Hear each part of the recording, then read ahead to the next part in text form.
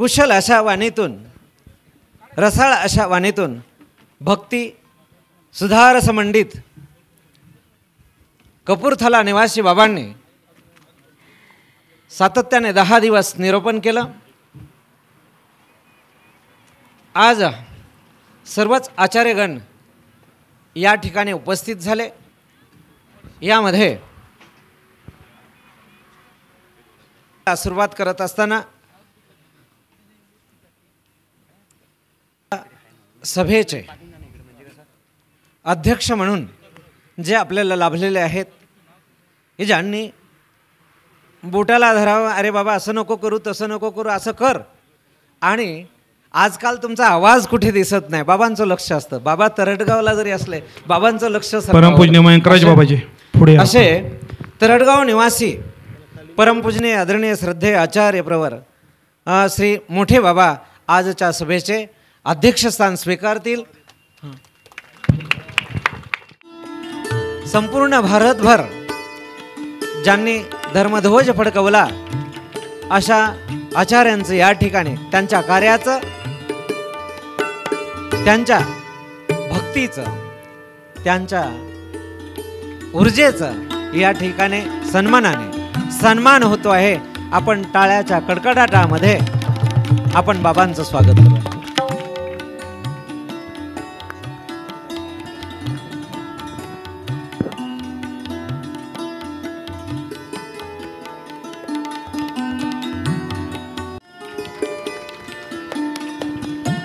श्री गोपाल कृष्ण महाराज की. श्रद्धेय प्रातस्मरणीय तरटगाव निवासी आचार्य श्री मोठे बाबा, त्याचप्रमाणे परमपूजनीय आदरणीय श्रद्धेय आचार्य श्री येळमकर बाबाजी, त्याचप्रमाणे परमपूजनीय आदरणीय महंत गुर्जर बाबाजी, परमपूजनीय आदरणीय महंत कृष्णाज बाबाजी गुर्जर, परमपूजनीय आदरणीय महंत देपराज बाबाजी बिडकर आणि महंत कान्हराज बाबाजी लिंगमपल्ली. चक्रधर स्वामी की जय. श्री गोविंद प्रभु महाराज की जय. श्री चक्रपाणी महाराज की जय. श्री दत्तात्रेय महाराज की जय. मराठी भाषिकी आहेत आणि हिंदी भाषिकी आहेत. दोन्ही भाषेतले असल्यामुळे एक ओळ मराठीमध्ये आणि एक ओळ हिंदीमध्ये, दोन्ही भाषेमध्ये एक ओळ सादर करतो. एक कवी म्हणतोय, है अंधेरी रात फिर भी रोशनी की बात कर, है अंधेरी रात फिर भी रोशनी की बात कर, लावण्या तो दीप येते काळजाची वात कर, लावण्या तो दीप येते काळजाची वात कर. या ठिकाणी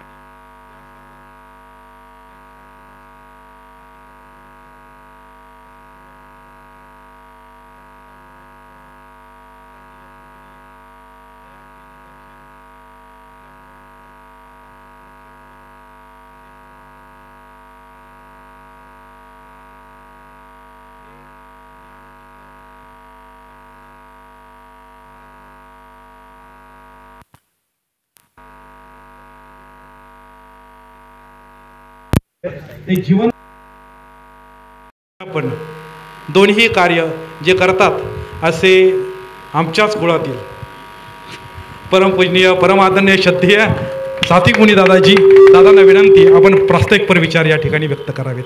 दंडवत प्रणाम. चितिहरं चिच्चेतनं चिन्मयं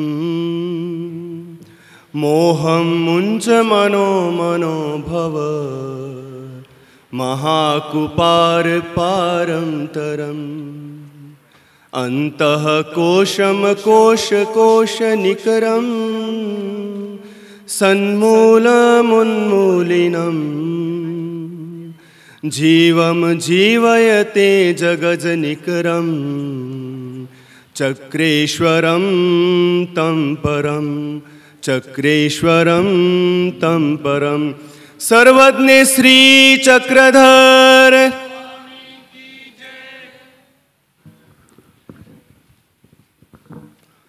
अखण्डमण्डलाकारं व्याप्तं येन चराचरं तत्पदं दर्शितं येन तस्मै श्री गुरुवे नमः। तस्मै श्री गुरुवे नमः। सर्वज्ञ श्री दत्तात्रेय महाराज। आपण श्री क्षेत्र पांचालेश्वरच्या जवळ आहोत आणि श्री दत्तात्रेय प्रभूंच्या येण्याची वेळ झालेली आहे। जवळजवळ आपला आवाज संपूर्ण महाराष्ट्रभरात नाही तर कमीत कमी पांचालेश्वरला श्री दत्तात्रेय प्रभूपर्यंत पोहोचलाच पाहिजे। म्हणून एकदा पुनश्च श्री दत्तात्रेय।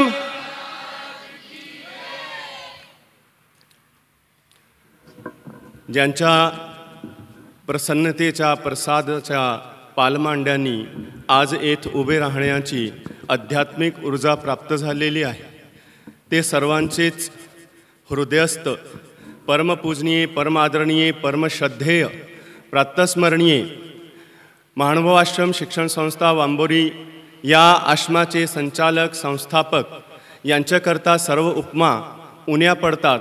म्हणून सर्वप्रथम त्यांना आणि अखंड 10 दिवसापासून आपण ज्यांच्या अधिकारवाणीतून श्रीमद भगवद्गीता आणि ब्रह्मविद्याशास्त्रातील श्री मूर्तिज्ञान या विषयावरचे आपण रसपान करीत आहोत, त्या परमपूजनीय परमादरणीय परमश्रद्धेय प्रातस्मरणीय ज्यांना आमच्या संयोजक मंडळांनी भक्ती सुधारस मंडित अशी उपमा दिलेली आहेत आणि मी आपल्या परवाची जी मला सेवा दिलेली होती त्या सेवेमध्ये त्यांना मी नव्हे तर 2005ला ज्यावेळेस याच ठिकाणी कैवल्यवासी आदरणीय श्रद्धेय प्रातस्मरणीय महाराष्ट्र अधिकरण कैवल्यवासी आंबेवड गाव निवासी श्री मोठे बाबाजी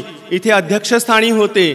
त्यांनी स्वतः श्री गुरुवर्यांच्या सेवेची स्तुती केलेली होती। म्हणून मी आपल्या लहानपणापासून श्री गुरुजींना पाहतो आहोत, म्हणून मी म्हणेन की भक्ती सुधारस मंडित तर ते आहेतच, पण सेवारस राम पण आहे। 24 तास सेवेमध्ये त्यांना तुम्ही कधीही पहा। बाबांनी स्वतः पाहिलं होतं। बाबा रात्री 11 वाजता आले आणि 3 वाजता पहाटे ते उठून दंडवत घालत होते आणि श्री गुरुजींना त्यांनी सेवा करताना पाहिलं आणि मग त्यांनी आपल्या व्याख्यानात सांगितलं की श्री गुरुजी सारखं मी अधिकरण नाही पाहिलं, जे स्वतः प्रवाचक असून इथून कुठे बादल्या उचलताय कुठे काय करताय। म्हणून प्रकर्षांनी बाबाजी माझेसुद्धा निमित्त आहे, मी त्यांच्याकडून 2 स्थळाच्या पोथ्या ऐकलेल्या आहे, दृष्टांत स्थळ आणि श्री महदवाक्य। म्हणून प्रकर्षाने त्यांची आठवण इथे आली मला। त्या दोन्ही गुरुवर्यांच्या आध्यात्मिक ऊर्जेनी जसे कोणीतरी एखाद्या बीजाचा भूमीमध्ये बीजारोपण करावे, जसे मी परवा दिवशी म्हटलो होतो की बीजाला भूमी आणि पाण्याचा योग पाहिजे, तेव्हापर्यंत ते रोपामध्ये रूपांतरण होत नाही। कितीही आपण घरी त्याला सांभाळून ठेवावं परंतु तेव्हापर्यंत त्याचा रोपामध्ये रूपांतरण होत नाही। तर त्या अध्यात्म बीजाचं रोपण जे आहे ते श्री गुरुवर्य कपूरथला निवासी बाबाजींनी माझ्या जीवनात केलं आणि त्या रोपाला त्या आपल्या सन्निधानाच्या आळेनिवणे करून आणि सन्निधानाच्या खूप काठीने त्याला प्ररोहाते पावण्याचं कार्य माझे आदरणीय श्रद्धे प्रातस्मरणीय श्री गुरुवर्य मामाजीने केलं। म्हणून या ठिकाणी त्यांना सर्वप्रथम दंडवत प्रणाम करतो। श्रीमद भगवद्गीता आणि श्री मूर्तिज्ञान या प्रवचनाच्या समारोपीय सभेच्या निमित्ताने संपन्न होत असलेली ही धर्मसभा, या धर्मसभेला लाभलेले सभाध्यक्ष परमपूजनीय परमादरणीय परमश्रद्धेय यांच्या मुखातून अविरतपणे ब्रह्मविद्येचा तो झरा वाहत असतो। कधीही भेटले बाबाजी तर ब्रह्मविद्याशिवाय आमचं दुसरं काहीच बोलणं नसतं। बाबाजी अवश्य विचारणार, दादा आज टीका काय चालू होती, मार्गात काय चालू आहे, नवीन काय निघाला विषय। म्हणून आजचे अध्यक्षपदी बाबाजींना दंडवत प्रणाम करतो आणि बाबाजीकडून सुद्धा जेव्हा बसलो की श्री गुरुवरे मामाजीविषयी बोलणं होत असते.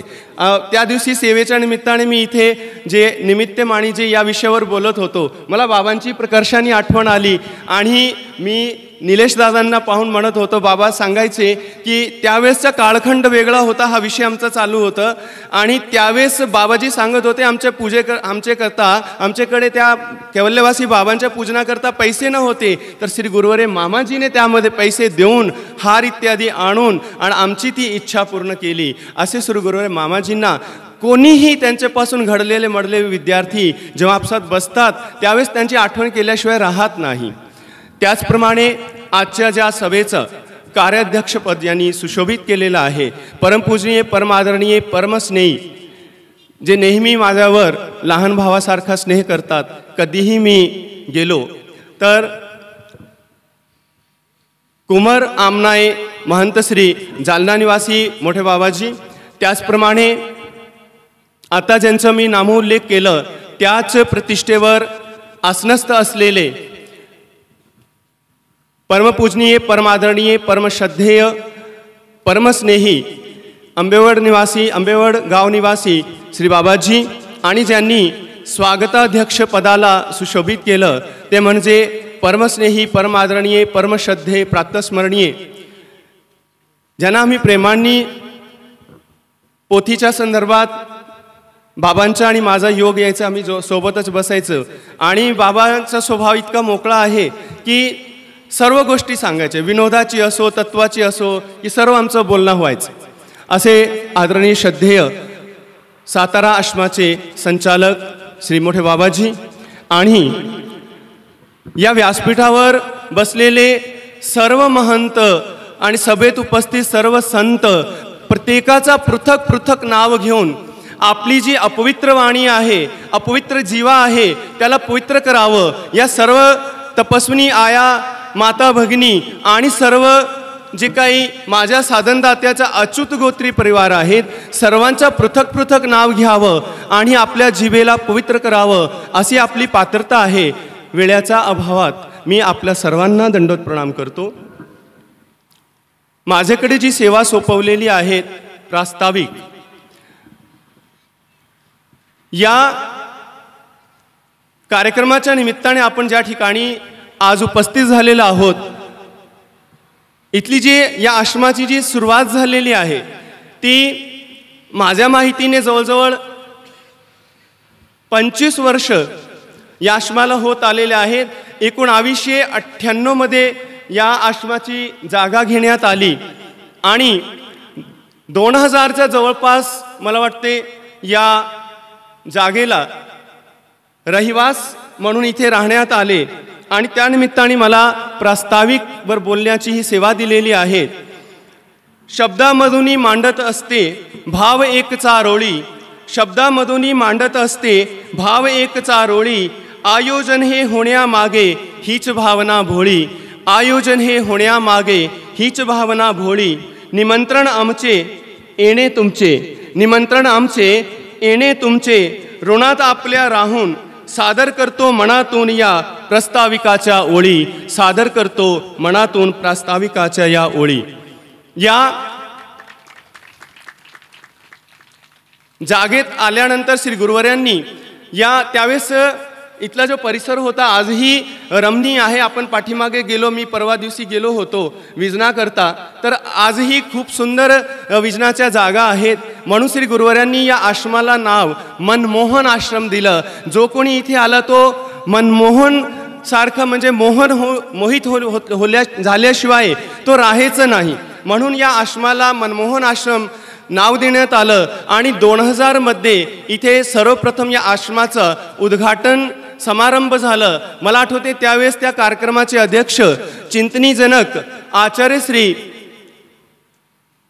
बाबाजी करमाड निवासी बाबाजी ते इथे अध्यक्षपदी होते आणि तो प्रथम कार्य इथे झालं आणि त्यावेळेस संपूर्ण गावकऱ्याकडून प्रतिसाद देण्यात आले आणि ते माजी सरपंच असो किंवा आजी सरपंच असो आणि संपूर्ण ग्रामस्थाकडून वेळोवेळी या आश्रमाला सहयोग देण्यात येत असतो आणि त्यावेळेसही त्यांनी सहयोग दिलं.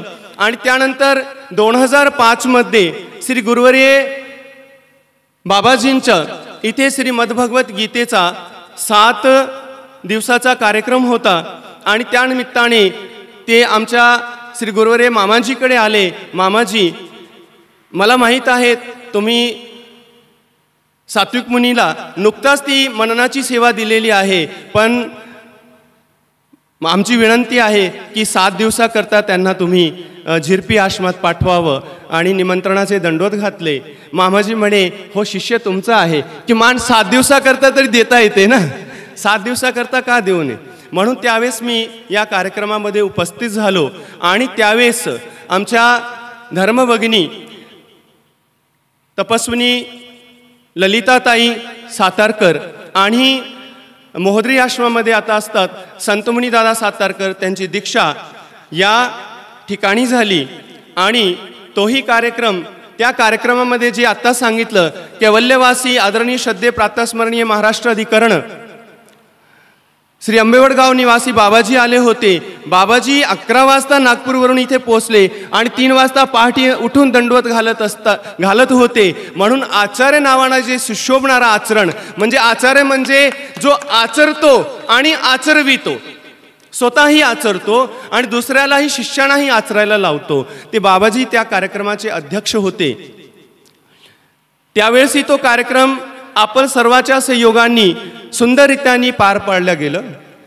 त्यानंतर 2007 मध्ये ज्यांनी या कार्यक्रमाचा विडा उचललेला आहे ते आमचे स्नेही, जरी दिसताना वयाने लहान दिसतात परंतु लहान मूर्ती आणि महान कीर्ती असे गोविंददादा, त्यांचीही दीक्षा त्या कार्यक्रमात झाली. आणि त्यानंतर त्यासोबतच बबनराजदादा, सुरेखाताई, सुनंदाताई सातारकर या सर्वांच्या दीक्षा त्या कार्यक्रमामध्ये पार पडल्या. त्यानंतर त्यामध्ये खूप मोठा गॅप झालं आणि कुठलेही म्हणजे फारसे काही मोठे कार्यक्रम झाले नाही. म्हणून या आश्रमाला 25 वर्ष संपन्न होत येत आहेत आणि त्यानिमित्ताने सर्व गुरुबंधूंची इच्छा होती, कारण माझी तर प्रकर्षाने इच्छा असते की मी श्री गुरुजींच्या तिथल्या कार्यक्रमाला जे काही कपूरथल्याला होत असतात, आम्ही जेवढे काही त्या वांबोरी आश्रमामध्ये राहत आहोत त्यामध्ये बरेचसे साधकांनी असा संकल्प केलेला आहे की आमच्या स्वामींनी महाराष्ट्रीय असावे सांगितले, म्हणून महाराष्ट्र सोडायचा नाही, म्हणून आम्ही त्या लाभापासून नेहमी वंचित होत असतो. म्हणून इच्छा होती की श्री गुरुजींच्याही भवऱ्या म्हणजे असा एखादा पोथीचा कार्यक्रम असावं आणि त्यामध्ये आम्हाला ते श्रवण करण्याचा योग यावं आणि आमच्याकडूनही काही श्री गुरुवर्यांना काही पत्रपुष्प समर्पित करण्याचा योग यावं. आणि त्यांनी आम्हा सर्व गुरुबंधूंच्या विनंतीवर त्यांनी हे कार्यक्रम घेतलं. आणि स्वास्थ्य व्यवस्थित नसताना सुद्धा आपल्याला माहीत असेल की नसेल, 3.5 महिन्यापासून श्री गुरुजी आजारी होते आणि त्या आजारामध्ये त्यांना या पोथीकडे बिलकुल बघता आला नाही.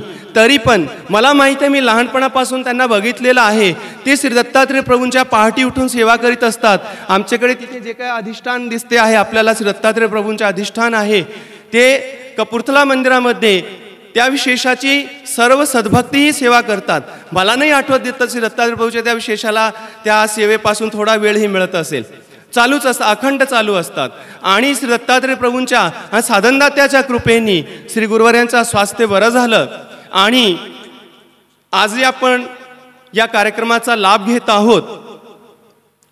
त्या लाभाकरता साधनदात्यांनी त्यांना स्वास्थ्य प्रदान केलं आणि त्यांनी आपल्या अधिकारवाणीतून 14/12/2024 त्या दिवशी या कार्यक्रमाचा शुभारंभ झाला. कधीकधी काही गोष्टी सौभाग्याच्या असतात, काही दुर्भाग्याच्याही असतात. श्री गुरुवर्य मामाजींच्या स्वास्थ्य वयामानाने आता थोडं कमी होत आहे, म्हणजे स्वास्थ्यामध्ये थोडंसं काहीतरी कमी जास्त होत असते.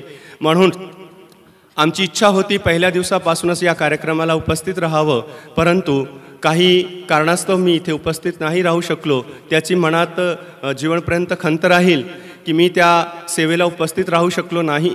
परंतु श्री गुरुवर्य मामांनी प्रसन्नतेने की शेवटच्या 2-3 दिवस तरी तुम्ही जा म्हणून आम्ही आणि काही विद्यार्थी इथे उपस्थित झालो.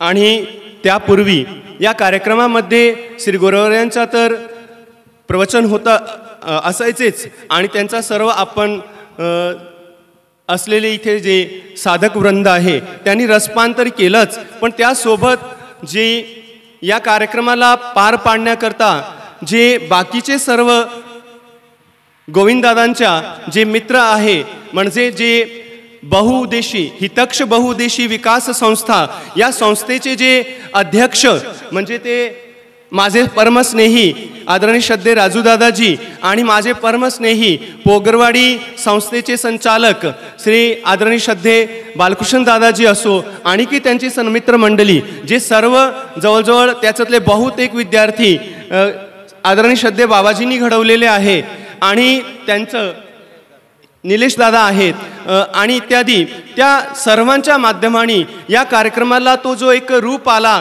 आणि त्यात जे त्यांनी आपल्या जीवापाड म्हणजे जे अंगाचे अंथरूण करून जसे या शक्ताची सेवा केली जाते तसे या संपूर्ण संस्थेंनी आणि गोविंददादांनी या सर्व आलेल्या साधकांच्या सेवेमध्ये स्वतःला झोकून दिलं. आणि पहिल्या दिवसापासूनच या कार्यक्रमामध्ये विविध प्रकारचे अनुषंगिक कार्यक्रम राबवण्यात आले. त्याच्यामध्ये सर्व आपण पाहतो आहोत की माझ्या या डाव्या हाताला बोर्ड आहे त्यावर बरेचसे वक्त्यांची नावे दिलेली आहे आणि त्यामध्ये सर्वप्रथम ज्यांचे आपण प्रथम सकाळी शब्दानेच आपण उठतो. काही साधक जागलेले असतात आणि काही झोपलेले असतात आणि त्यांच्या सुमधुर आवाजांनी इतकं मधुर बोलतात ना की झोपलेल्याला उठावं वाटतेच. कधीच त्यांना मी रागवता पाहिलं नाही. जे अविरतपणे या कार्यक्रमाचा सूत्रसंचालन करीत आहे असे आदरणीय श्रद्धेय माझे परमस्नेही श्री दत्तराज बाबाजी लोणारकर केराळा, त्यांनी आपल्या त्या शब्दांनी ते आपल्याला परमेश्वरासोबत कसे जोडतात आपण पाहिलं असेल. आपण सकाळी उठलो, देवपूजेला बसलो, काही ना काही ते आपल्याला लीळा किंवा एखादा प्रश्न विचारून त्या विशेषाची लीळा सांगून आपल्याला परमेश्वराशी एकरूप होण्याकरता आपल्याला ते अनुसंधान साधून देण्याकरता प्रयत्न करीत असतात. आणि त्या बाबांनी प्रथम जो आहे इथे जे प्रवचनाचा प्रथम पुष्प गुंफलं आणि त्यांनी श्री दत्तात्रय महाराजांच्या त्यांना जी महंती मिळालेली आहे तीही दत्तराज बाबा आहे. मला वाटते त्यांनी दत्तात्रय महाराजांचा उपकार मानावं आणि त्यांच्या म्हणजे ऋणी राहावं म्हणून श्री दत्तात्रय महाराजांच्या चरित्राचाच त्यांनी व्याख्यान इथे केलं आणि खूपच त्यांनी सुंदर, मला बाकीच्यांनी सांगितलं मी उपस्थित न होतो, खूपच त्यांनी मधुर भाषे आणि सुंदर वर्णन केलं. आणि त्यानंतर त्या उपरांत दुसऱ्या दिवशी आदरणीय श्रद्धेय माझे निमित्त पण आहे ज्यांनी मला मोठ्या भावासारखे समस्तर आश्रमामध्ये सांभाळले. मी त्या दिवशी आपल्या सेवेमध्ये सांगताना सांगितलं होतं जर कोणाला मोठा भाऊ मिळावं तर आमच्या आदरणीय श्रद्धेय प्रातस्मरणीय कृष्णराज बाबाजी पाथरीकर यांच्यासारखं असावं. त्यांनी मला संवत्सरला आल्या आल्या आपल्या त्या ट्रंकाची चाबी दिली. त्यावेळेस ते मोठे कपाट नसायचे, काहीच नसायचं, एक लाकडी कपाट होतं. बाबांना माहीत आहे संवत्सरला असे छोटे छोटे कपाट सर्वांनी बनवून घेतलेले होते आणि मला चाबी दिली, तुला काय पाहिजे ते घे. आणि माझ्याकडे 4 आणे सुद्धा न होते, मी घरून असेच आलो होतो. त्यांच्या पोथ्यावरच मी अभ्यास केलं. त्यांनी कधीच मला काही थांबवला नाही की तुला ही पोथी नको घे, ती पोथी नको घेऊ. आणि सर्वस्वपणे त्यांनी मला, जरी श्री गुरुवर्य मामाजीने पहिल्या दिवशी मला सांगितलं होतं माझ्यासोबत बिलकुल हिंदी भाषेत बोलायचं नाही आणि त्यांच्याच त्या प्रसन्नतेचा पालमांडा आहे. तुम्हाला वाटलं असेल की नसेल ही जे भिक्षुक बोलताय हे पंजाबकडचे असेल, हे असं तुम्हाला वाटलं नसेल, परंतु हे सर्व श्री गुरुजींचा प्रसाद आहे. आणि दोन्ही गुरुवर्यांच्या प्रसन्नतेने आणि या गुरुबाबांच्या प्रसन्नतेने आज मी आपल्या समोर बोलतो आहोत. आणि श्रीकृष्णराज बाबांनी आपल्या सुमधुर प्रवचनांनी आणि दररोज ते आपल्याला भजनाच्या माध्यमाने आपल्याला परमेश्वराशी एक रूप करीत असतात आणि त्यांच्या त्या सुमधुर प्रवचनांनी आपण त्या दिवशी मंत्रमुग्ध झालो. त्यानंतर सूत्रसंचालनामध्ये जे दत्तराज बाबांना सहकार्य करीत असतात, म्हणजे दोन्ही सूत्रसंचालन करतात आणि इतर ज्या काही जे ते सांगत असतात जेथ उणे तेथ पुणे, आणि हे पुण्याचे जवळच आहे सातारा, म्हणून हे सर्व उन्हा पण काढून टाकतात. त्यांनीही आदरणीय श्रद्धेय माझे परमस्नेही श्री राजकुमार दादाजी यांनी सुद्धा आपल्या सुमधुर वाणीने त्या मंत्रमुग्ध केले आणि त्या प्रवचनाच्या माध्यमाने आपल्याला तत्वाशीही जोडले. इत्यादी विषयावर विषयांना स्पर्श करून त्यांनी आपल्या ज्ञानामध्ये भर टाकलं. आणि त्यानंतर आदरणीय श्रद्धेय माझे परमस्नेही या संस्थेचे जे उपाध्यक्ष आहे, सचिव आहे, पोगरवाडीचे बालकृष्ण दादा, त्यांनी सुद्धा आपल्याला दररोज स्मरणाच्या माध्यमाने परमेश्वरासोबत कसे एकरूप व्हायचं आहे. आपण लीळा दररोज आठवतो, आपण आपल्या लीळा चित्रामध्ये लीळा वाचत असतो, परंतु या लीळेला या माध्यमाने सुद्धा अवलोकन करता येते का, ते त्यांनी आपल्या दररोजच्या त्या लीळा स्मरणामध्ये आपल्याला जे लीळा सांगत असताना मला सुद्धा योग आला त्यांचा. एक दिवशी मी पहाटे 4 वाजता उठलेलो होतो आणि दादांचं ते मला वाटतं 5:30 ते 6:30 ते निरूपण असायचे. आणि मी त्यांचा लीळा ऐकताना मी असा एक रूप झालो, कारण त्यांची ती वाणी इतकी सुमधुर आहे की अनायास त्या परमेश्वराची श्रीमूर्तीचा वर्णन सांगताना ती मूर्ती आपल्या समोर श्रीमूर्ती उभी राहील अशी त्यांची ती व्याख्यान होते. आणि ते आपण सर्वांनी त्यांचा लाभ घेतलं. किमान त्यांच्याकरता टाळ्या तर सर्वांकरता ज्यांचे मी नाव घेतो आहोत, आपण ते रसपान केलं, टाळ्या आपण वाजल्या पाहिजे. आणि त्यानंतर माझे अनुज आदरणीय श्रद्धेय सैदेमणी दादाजी यांनी सुद्धा त्या प्रवचनाच्या पुष्पामध्ये आपलाही एक पुष्प गुंफलं आणि त्यामध्ये त्यांनी श्री गोविंद प्रभू महाराजांच्या काही लीळा आपल्याला ऐकवल्या आणि श्री गोविंद राऊळ माये राऊळ बाप कसे होते ते त्यांनी आपल्याला मांडून दाखवलं होतं. आणि त्यांनीही आपल्या त्या मधुर वाणीनी आपल्याला तो रसपान करविलं. त्यानंतर आदरणीय श्रद्धेय स्नेही आशुतोष शास्त्री वांदेशकर कुकुरवाडी, त्यांनी सुद्धा आपल्या प्रवचनाच्या माध्यमाने आपल्याला ते ज्ञानाचे रसपान करविले. आणि त्यानंतर 23/12 या दिवशी आपल्या इथे आगळं आणि वेगळं कार्यक्रम झालं, जे म्हणजे गावकऱ्यांनी कधी अनुभवलं नव्हतं. 51 जोड्याच्या माध्यमाने श्री दत्तात्रय प्रभूंची आणि अधिष्ठानांची पुष्पपूजा करण्यात आली आणि त्यांना विडा समर्पित करण्यात आले. आणि त्याच प्रसंगी पंचअवतारांचं नियोजन होतं आणि त्या नियोजनाच्या संदर्भात माझे आदरणीय श्रद्धेय परमस्नेही श्री निलेश दादाजी राहेरकर त्यांनी आपल्या त्या लीळा स्मरणाच्या माध्यमाने, म्हणजे आपण देवाला उपहार दाखवतो, पण तो आपला उपहार दाखवणं कसं असते, एखाद वेळेस परमेश्वराने विनंतीला स्वीकार केलं आणि त्यांना वाटलं की यांच्या भक्ताचं काही घ्यावं, आपण एवढे अधीर असतो की परमेश्वराला घ्यायचा विचार असावा आणि आपण ताट घेऊन जातो, आपण 2 मिनिटं सुद्धा ठेवत नाही. पण त्या उपहार दाखवताना लीळा कशा स्मरण कराव्या त्यांनी एकेका अवताराची सुंदर एक लीळा सांगितली. आणि त्यामध्ये ते आपण सर्वच त्या दिवशी भावविभोर झालो होतो. आणि मला वाटते आमच्या इकडे आयांच्या डोळ्यातून अश्रू वाहत होते. मी तिकडे उपहार दाखवित होतो आणि माझ्यासुद्धा डोळे नम झाले. आणि आपलेही म्हणजे या प्रकाराने त्यांनी आपल्या सुमधुर वाणीने आपल्याला त्या लीळांशी आणि लीळांच्या माध्यमाने परमेश्वरासोबत एकरूप करून देण्याचे जे कार्य केले. त्यानंतर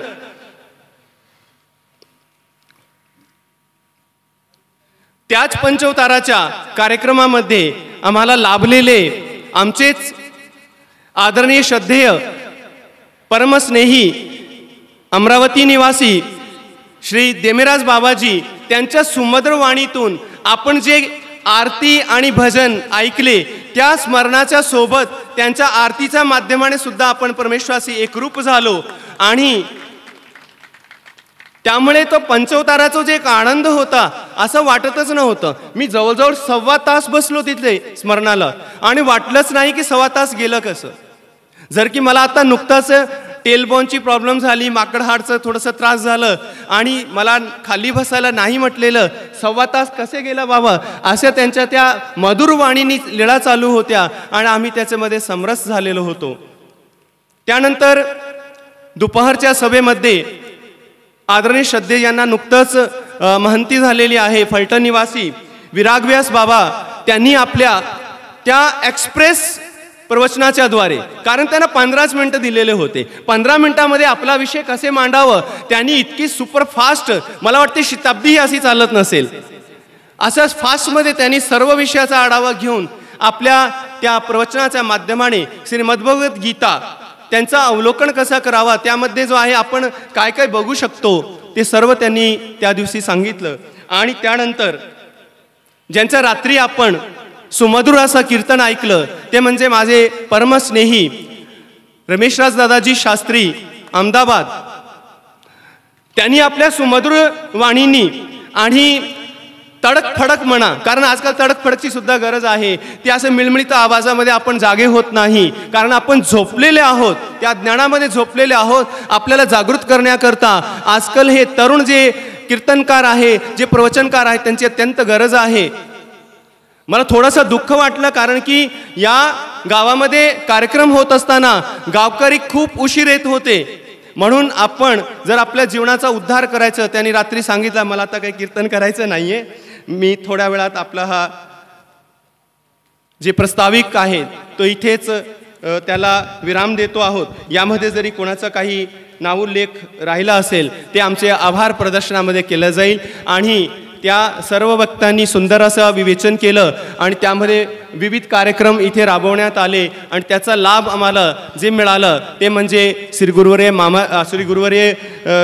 कपूरथला निवासी बाबांच्या योगांनी आपल्याला हा सर्व सोहळ्याचा लाभ घेता आला. म्हणून त्यांच्या आणि उपस्थित सर्व अधिकाऱ्यांना दंडवत प्रणाम करून माझ्या प्रस्ताविकवर लांबलेल्या शब्दाला इथेच विराम देतो. माईक सोडताना एकदा पुनश्च सर्वज्ञ श्री चक्रधर. आणि गुरु कसा असावा? गुरु असावा ज्ञानधनी, गुरु असावा ज्ञानधनी, गुरु असावा तपाची खाणी. गुरु असावा ज्ञानधनी, गुरु असावा तपाची खाणी. गुरु दिसावा आनंदमणी, गुरु दिसावा आनंदमणी.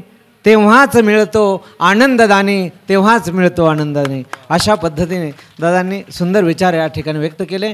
यानंतर परमपूजनीय आदरणीय महंत सारंगधर बाबा भडगाव विचार थोडक्यात आपल्या शुभेच्छावर व्यक्त करायचे. प्रत्येकाला 12 वाजून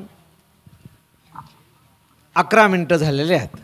आद्यमूळा जय अवर स्वीकारा भावना सिद्धी मेळा.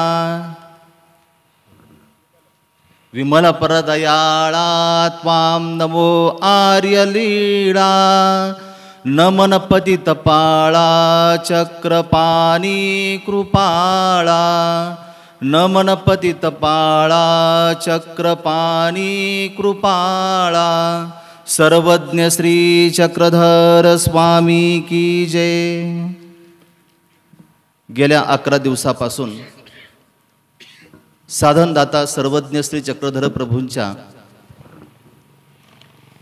मानवी जीवनाचं ज्यामध्ये खऱ्या अर्थाने कल्याण आहे, तुम्ही आम्ही सर्वजण ज्याच्यासाठी सततपणे धडपडत असतो, साधना करत असतो,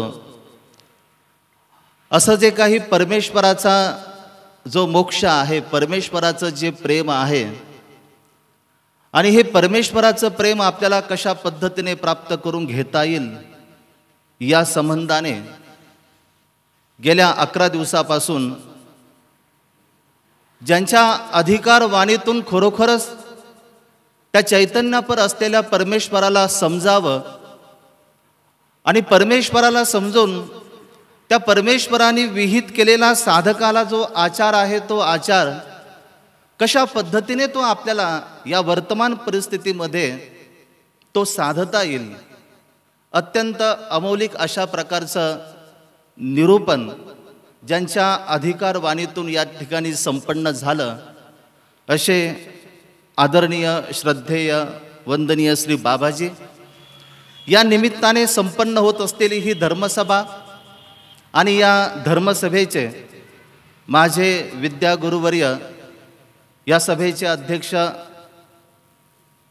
तरडगाव निवासी श्री मोठे बाबाजी, या कार्यक्रमाचे कार्याध्यक्ष कवीश्वर आमनाय, आणि ज्यांना आपण सर्वजण एक आगळ्या वेगळ्या प्रबोधनाच्या माध्यमातून आपण सर्वजण ज्यांना जाणतो असे जालना निवासी श्री मोठे बाबाजी, सातारा निवासी श्री बाबाजी, आंबेवडगाव निवासी श्री बाबाजी व्यासपीठावर उपस्थित असलेले, खरं तर वेळ जास्त झालेला आहे आणि सूत्रसंचालकांनी आधीच सांगितलं की फक्त 5 मिनिटांमध्ये बोला, आणि म्हणून आपल्या सर्वांना मी या ठिकाणी दंडवत प्रणाम करतो. वंदनीय श्रद्धेय सर्व आचार्यगण, उपस्थित सर्व संत महंत, माझे सर्व स्नेही हितचिंतक गुरुबंधू, आपल्या सर्वांना मी या ठिकाणी दंडवत करतो. खरं तर या निरूपणामध्ये श्रीमद भगवद्गीता आणि मूर्तिज्ञान, श्री ब्रह्मविद्या शास्त्रा अंतर्गत येणारं हे मूर्तिज्ञान प्रकरण आणि मूर्तिज्ञान प्रकरणाच्या माध्यमातून बाबांनी तो जो परमेश्वर आहे साकार असलेला, त्या परमेश्वराची ती श्रीमूर्त कशा पद्धतीने ती आपल्याला भावायची आहे, तिची आठवण कशा पद्धतीने करायची आहे, हे बाबांनी आपल्याला सांगितलेलं आहे. खरं तर असं आहे की 21वे शतक आहे आणि या वर्तमान परिस्थितीमध्ये आपण जीवन जगत असताना लोकांची निवड आपण करू शकतो. कारण आत्ताच निवडणूक झालेली आहे. प्रत्येकाने आपलं अमौलिक अशा प्रकारचं मतदान करून 5 वर्षासाठी आपल्याला प्रिय असलेल्या व्यक्तीची निवडसुद्धा आपण केलेली आहे. लोकांची निवड आपण करू शकतो. ते लोक अबाधितपणे राहू शकत नाही. 5 वर्षाचा कालखंड झाल्यानंतर ते लोक नंतर त्यांना खुर्ची सोडावी लागते, पदच्युत तिथून ते होऊन जातात आणि नंतर आपल्याला ते लोक भेटत नाही. कालच्या निकालावरून आपल्याला अनेकांनी सांगितलं की अगदी अनपेक्षित, अनाकलनीय असे काही ते शब्द होते की ते शब्द कालच्या दिवशी आपल्याला पहिल्यांदा त्या ठिकाणी ऐकायला मिळाले. बंधूंनो, या गोष्टी तर चालत राहणार आहे, कारण हा कलियुग आहे आणि या गोष्टी चालतील. परंतु आपल्याला अशी एकाची निवड करता येईल का? आपल्याला असं एकाचं श्रीचरण आपल्याला पकडता येईल का की एकदा का आपण त्याचं श्रीचरण आपण पकडलं, एकदा का आपण त्या शक्तीला जर शरण आपण केलं तर पुनरपी जननम पुनरपी मरणम, पुन्हा आपल्याला या जन्म मृत्यूच्या या चक्रामध्ये अडकण्याची गरज पडणार नाही. आज अनेक प्रकारचे वेगवेगळ्या प्रकारचे शास्त्र आहेत. शास्त्राची संख्या जर आपण बघितली तर अनेक प्रकारे ती शास्त्राची संख्या पाहायला मिळते. परंतु या समग्र शास्त्रामध्ये असं एकच शास्त्र आहे आणि ते शास्त्र म्हणजे ब्रह्मविद्याशास्त्र. आणि हे ब्रह्मविद्याशास्त्र जीवमतीने कोणी आपल्या कल्पना विलासाने त्यांनी ते निर्माण केलेलं नाही. मला असं वाटतं आणि म्हणून मी ते लिहून ठेवलं, अशा प्रकारचं हे शास्त्र नाही. हे सृष्टी प्रारंभापासून प्रत्येक अवतार की ज्या अवताराने जीवोद्धरणाचं व्यसन अंगीकारलेलं आहे, जो उभयदृश्य अवतार केवळ जीवाचा उद्धार करण्यासाठी या ठिकाणी अवतार धारण करत असतो, तो अवतार प्रत्येक वेळी या मानवाला, या जीवाला तुझी या संस्कृती बंधनापासून मुक्तता कोणत्या शास्त्राने होणार आहे, कोणत्या उपायाने होणार आहे, आणि तुला नेमकं आता तुझं करणीय नेमकं तुझं काय आहे. खरं तर आपलं कर्तृत्व काय आहे, माझं करणीय काय आहे, हेच आपल्याला कळत नाही. आणि निरर्थक आपण मग जो संसार आपला आहे की ज्याला आपण चिकटलेलो आहोत, त्यालाच आपण आपलं साध्य समजतो, त्यालाच आपण. आणि म्हणून सर्वज्ञ श्री चक्रधर स्वामींनी सुद्धा देमतीला सांगितलं की देमती, तू जो काही तुझ्या संबंधियांचा जो विचार करते ना, हा निरर्थक अशा प्रकारचा तुझा विचार आहे. यापेक्षा परमेश्वराने जे म्हणितलेलं आहे आणि परमेश्वराने जी अपेक्षा या जीवाकडून केलेली आहे, त्या अपेक्षेला ज्या वेळेला आपल्याला प्राप्त करता येईल किंवा त्या अपेक्षेला जेव्हा आपण खऱ्या अर्थाने जेव्हा पात्र होऊ, तेव्हा खऱ्या अर्थाने आपण त्या परमेश्वराचे एक साधक म्हणून आपण शोभायमान तिथे दिसणार आहोत. आपण सर्वजण महानुभाव पंथाची अनुयायी आहोत. एक देव एक धर्म आणि या नायाने आपण सर्वजण एकनिष्ठपणे त्या साधनदात्याची भक्ती करतो, त्या साधनदात्याची आपण उपासना करतो. आणि म्हणून नेहमी आपण एक प्रामुख्याने गोष्ट लक्षात ठेवण्यासारखी आहे. संसारातलं ज्ञान जरी नसलं तरी काही त्याचा म्हणजे तरी काही बिघडत नाही. एखाद्या क्रियेचं जर ज्ञान जर नसेल तरी सुद्धा त्या वाचून काही आपलं बिघडणार नाही. पण आपल्या गुरुजनांकडून, आपल्या निमित्तांकडून जो परमेश्वर आपल्याला नामसाधनाच्या माध्यमातून तो आपल्याला कळालेला आहे, तर त्या परमेश्वराला अशाच या पोथी अवसराच्या माध्यमातून त्याला आपण जाणून घेण्याचा आपण प्रयत्न केला पाहिजे. आणि आपल्या निमित्ताने आपल्या श्री गुरुवर्यांनी त्या परमेश्वराला प्राप्त करण्यासाठी जो काही उपाय सांगितलेला आहे, जी साधना सांगितलेली आहे, मग ती नामसाधना असेल किंवा मग एखादा सांगितलेला विधी असेल, तो विधी आपण अविरतपणे आचरण करण्याचा आपण तो प्रयत्न केला पाहिजे. एवढं जरी आपल्याला करता आलं तरी आपल्या जीवनाचा साध्याचा जो धागा आहे तो नक्कीच आपल्याला त्या ठिकाणी सापडणार. आणि आपण जो काही मनुष्य म्हणून या ठिकाणी जन्माला आलेलो आहोत आणि जाताना जे काही आपण इथून जाणार आहोत, तर जात असताना ही जी शिदोरी आहे, ही शिदोरी नंतर आपल्या या उद्धरणासाठी, या उद्धारासाठी ही शिदोरी नक्कीच आपल्या कामी तेथे पडणार आहे. आणि म्हणून बंधूंनो, तुम्ही सर्वजण भाग्यवान आहात की 10 दिवसापासून अनेक संतांचं, अनेक आचार्यांचं तुम्हाला त्यांच्या दर्शनाचा तेथे लाभ प्राप्त झालेला आहे. आमच्या गोविंद अण्णांनी मला तर डिसेंबर महिन्यात मागे सांगून ठेवलं होतं की माझं स्वप्न आहे की मला अशा पद्धतीने कार्यक्रम करायचा आहे. आणि डिसेंबर महिन्यापासून त्यांचं म्हणणं होतं की तुम्हाला येणं तिथं गरजेचं आहे. खरोखरच ज्याने गुरुप्रसन्नता जोडलेली आहे, गोविंद अण्णा नेहमी म्हणायचे, मी स्वप्न तर खूप मोठे बघितले, परंतु त्याची पूर्तता होते किंवा नाही, मला यश मिळतं किंवा नाही, परंतु परमेश्वराचा जर कृपा आशीर्वाद जर असेल आणि त्याच्यासोबत जर गुरुप्रसन्नता जर असेल, कारण अण्णांनी फक्त गुरुप्रसन्नता जोडली नाही, अनेक जे अधिकरणं आहेत त्या अधिकरणांची सुद्धा प्रसन्नता अण्णांनी आपल्या सेवाभावी वृत्तीतून, नम्र वृत्तीतून त्यांनी ती जोपासलेली आहे. आणि म्हणूनच अशा प्रकारचं अत्यंत आपल्या सर्वांच्या धर्मरूप जीवनाला एक प्रकारचं कलाटणी मिळणार, एक प्रकारचे तेज मिळणारं अशा प्रकारचं जे क्षण अण्णा आणि सर्व त्यांचे धर्मबंधू जे निर्माण करू शकलेले आहेत, हे सगळं जे आहे ते सगळं त्या गुरु आशीर्वादामुळे ते आहे, गुरु प्रसन्नतेमुळे ते आहे. आणि म्हणून देव जोडण्यासाठी आपले निमित्त, आपली गुरुप्रसन्नता आपण जोडण्याचा प्रयत्न केला पाहिजे.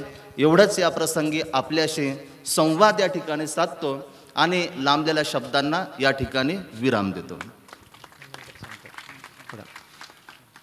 अत्यंत सुंदर.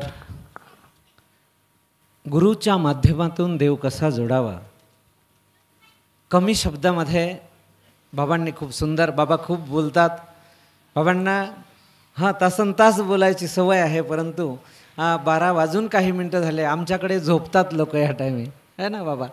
आणि म्हणून मी आता परमपूजनीय आदरणीय श्रद्धेय अखिल भारतीय पंच महानुभाव परिषद जळगाव जिल्हा अध्यक्ष बाबा या कार्याला शुभेच्छा देतील.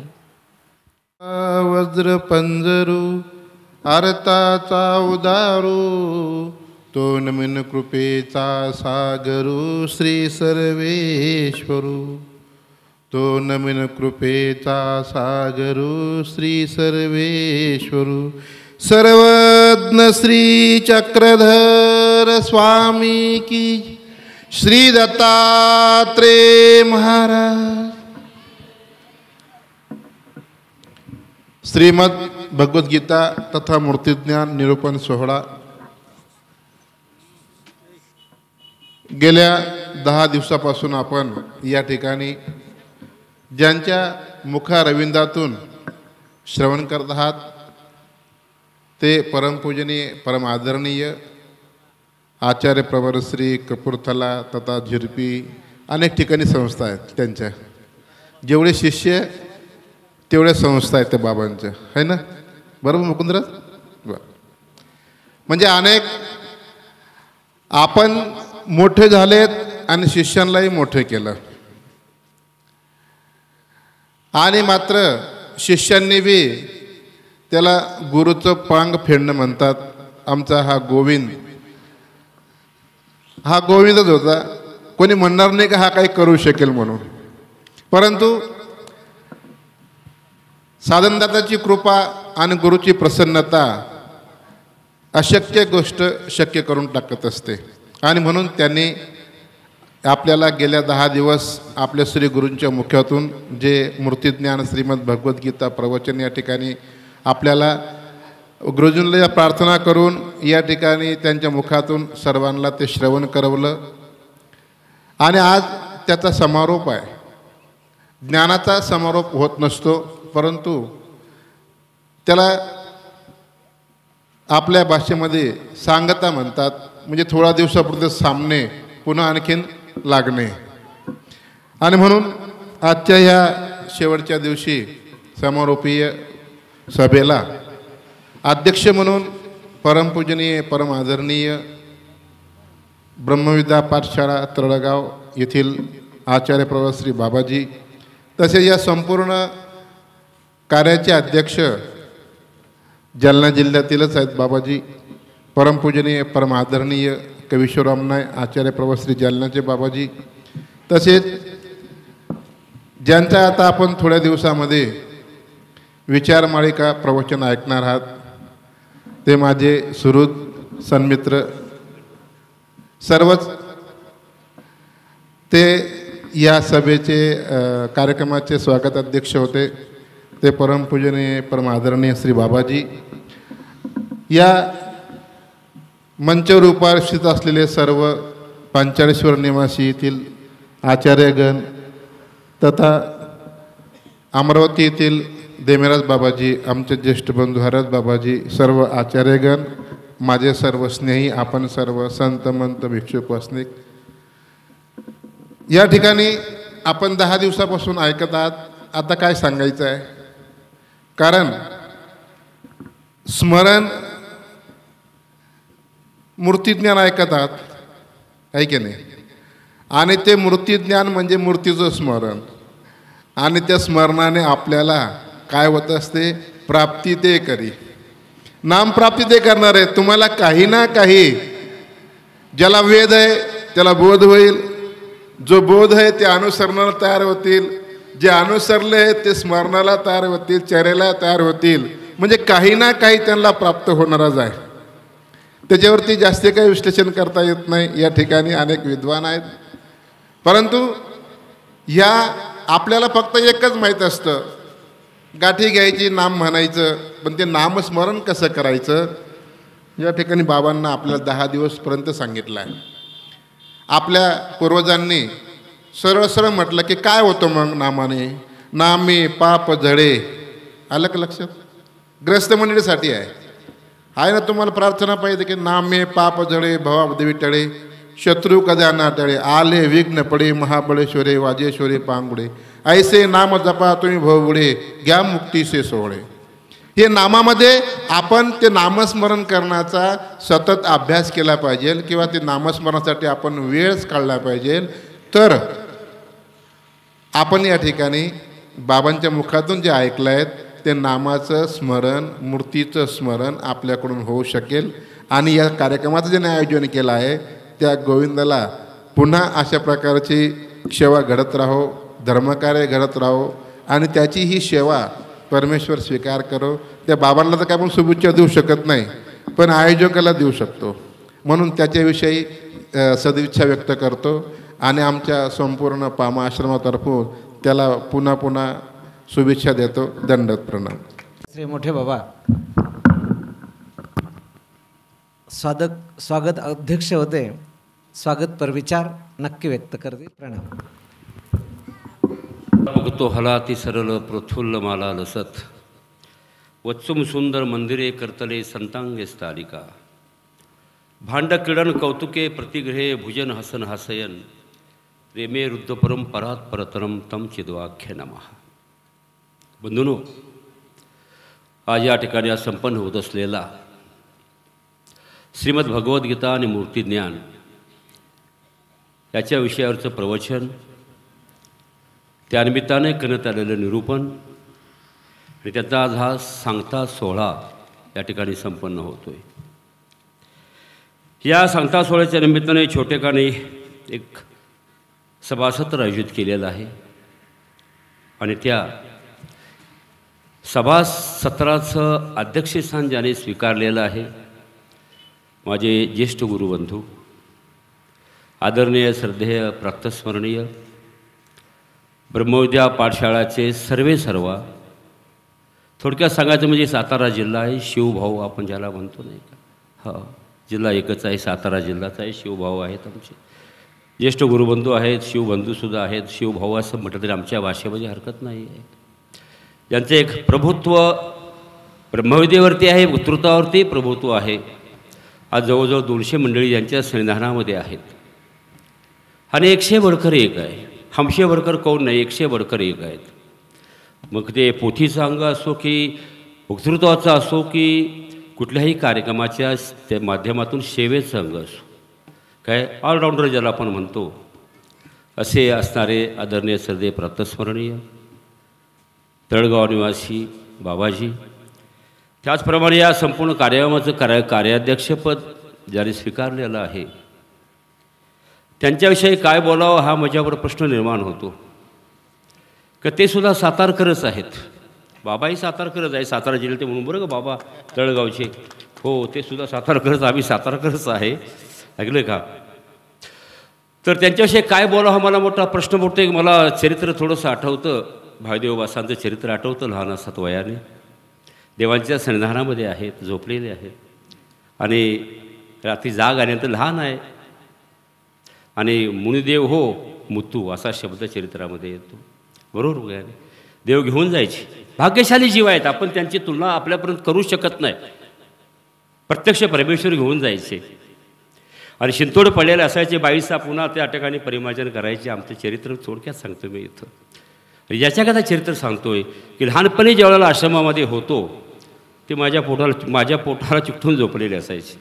रात्री उठायचे, बापू हां ऐकलं काय, शेतात झोपायचं त्यांना पुढे घेऊन जायचो मी. काय इतकं जीवापण म्हणजे आपल्या मांडीवरती अंगावरती खेळलेले व्यक्तिमत्व आहे. काय आज एका सातारा आश्रमाची मोठी अभिमानाची गोष्ट अशा प्रकारची आहे की आज एका मोठ्या कवीश्वर कुळामधले कवीश्वर आमनाय पीठावरती ते विराजमान आहेत. ते सातारा आश्रमचा म्हणजे हा देणगी आहे ही सातारा आश्रमाने दिलेली किंवा त्यांना त्यांची मिळालेली असेल, परंतु ती जे प्रसन्नता असेल त्यांच्या गुरुवारीची असेल, कैवल्यवासी श्री गुरुजींची असेल, असे असं परखड व्यक्तिमत्व आहे, परखड बोलणं आहे. काय त्याच्यामध्ये कुठल्याही प्रकारची शंका नाही, अशा प्रकारचं वक्तृत्व त्यांच्यामध्ये आहे. आज एक पीठाचं त्या ठिकाणी संचलन संयोजन करत आहेत असे असणारे आदरणीय श्रद्धेय प्रातस्मरणीय जालना निवासी बाबाजी. त्याचप्रमाणे माझ्या जवळ बसलेले माझे खास मित्र म्हणून तिकडून बसलेलं इकडं बसायला आलो उठून.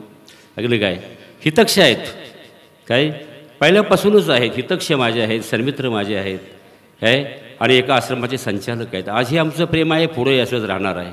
काय राहणार ना बाबा, हां तर I can't say definitely but perhaps, काय सांगू शकतो बाबा की आहे प्रेम आमचं असंच राहणार. असे असणारे आदरणीय श्रद्धेय प्रातस्मरणीय काही महाराष्ट्र अधिकरण होते बाबा कैवल्यवासी, त्यांच्याच पठडीमध्ये मुशीत तयार झालेले व्यक्तिमत्व आदरणीय श्रद्धेय आंबेवडगाव निवासी बाबाजी. पाठीमागं बसणारे सर्व जे आहेत, सर्वचे नावं घेत नाही, वेळ झालेला आहे. आदरणीय व्यासपीठ बसलेले पाठीमागं आहेत, त्या पंचाळेश्वर आहे, सर्वच आहे. कारण हे ठिकाणच असं आहे. इकडं जालना आहे, हिवरळी ज्याला आपण म्हणतो, तिथं सर्वजणी दिवाळी साजरी केली. इकडे पंचाळेश्वर आहे की ज्या ठिकाणी तुम्हाला तो दत्तात्रय महाराज त्या ठिकाणी प्रतिदिनी भोजनालय, दोन्हींच्या मध्ये आपण बसलेलो आहे. आणि आजचे खऱ्या अर्थानं तुम्हाला तो एकच वेळ अशा प्रकारची आलेली आहे की तिथं दिवाळी साजरी केली सर्वज्ञ, आणि तीच दिवाळी त्यांच्या निरूपणाच्या रूपातून आज या ठिकाणी साजरी होते. आणि दत्तात्रय महाराजांचं जे भोजन त्या ठिकाणी आहे तो सुद्धा वेळ एकच आलेले ध्यानाचं आपण या ठिकाणी भोजन आपण करत आहोत. ज्ञानाचं भोजन करत आहोत. असे असणारे सर्व आदरणीय श्रद्धेय व्यासपीठ आहे. आपण समोर बसलेला आहात. संत महात्मे माझ्यासमोर बसलेले आहात. एक तुम्हाला तो आजचा दिवस सोन्याचा दिवस मला म्हणावा लागेल. सोन्याचा दिवस अशा प्रकारे म्हणावा लागेल. काय आधी सोन्याचा दिसो आला अमृताच्या घर म्हणतात ना, काही अभंग एक आहे. काय यासाठी केला होता अट्टहास शेवटचा दिस गोड व्हावा. आज सातारा आश्रमापासून उगम पावलेजी ज्ञान सरिता आहे ती भले गोव्यापासून संपूर्ण महाराष्ट्र आहे, कोकण आहे, मुंबई आहे, सातारा जिल्हा आहे. इथून थेट निघून वांबोरीपासून कपूरथळा, जगराव, जम्मूपर्यंत. काय आज जो आमचा सातारकर जो परिवार आहे, मला वाटते आमच्या सर्वांची एकाच व्यासमंडपाखाली एकत्रित येण्याची ही पहिलीच वेळ आहे. पहिलीच वेळ आहे. बाबाजींनी मी आता सांगितलं, आपण पुढचा कार्यक्रम सर्व सातारकर मिळून आपण करायचा. काय त्यात आमचे आदरणीय सध्या सात्विक कोणी सगळे आमचे असणार आहेत. म्हणजे आपण तुमचा मोठा कार्यक्रम आपण पुढचा एक आपण याच ठिकाणी आपण करू, पण मोठ्या प्रमाणात आपण करू. म्हणजे हा एक भाग्याचा आमचा आजचा दिवस अशा प्रकारचा आहे की ज्यामध्ये आमचे जगोराचे बाबा आहेत, आमचे जम्मूचे, आमचे काश्मीरचे पंडित, पंडित बास आमचे बसलेले आहेत तिकडं सगळे आहेत. कपूरथळा सर्वजण आहात तुम्ही, वांबोरीचे सर्व तुम्ही आहात सर्वजण. आणि भाग्याचा मोठा दिवस लिंगमपल्ली नाही का, लिंगमपल्ली आहे, भूमपल्ली आहे, सर्वजण एकत्र आलेले आहेत. काय आणि भाग्याचा दिवस आजचा अशा प्रकारचा आहे की माझ्या दृष्टिकोनातून मी असं समजतो की आम्ही सातारकर इंटू ब्रॅकेट बिडकर, हो न तर सातारकर नुसतं म्हणू नका, हो सातारकर आज आम्ही एकत्रित आलेलो आहेत. फार भाग्याची गोष्ट आहे. सर्व साताराकरांना या ठिकाणी आहेत, जेवढे माझे धर्मबांधव आहेत. काय हो चाच्या भतीजा सव चला मला म्हणायचे काका, आमचे जगरावचे बाबा काका म्हणायचे मला. काय सर्वजण आपण एकत्रित जमलेला सर्वांना अभिवादन करतो. त्याचप्रमाणे या बाजूला बसलेल्या माता भगिनी आहेत. काय लाडक्या बहिणींची काय पावर असते काल तुम्ही बघितले, ठीक आहे. लाडक्या बहिणींची काय पावर असते. भले भले त्यातले कोण काशीला गेले, कोण पंढरीच्या वारीला गेले, कोण शिर्डीला गेले, कोण कुठं इकडे शेगावला गेले, भले भले गेले, दारातीर्थी पडले.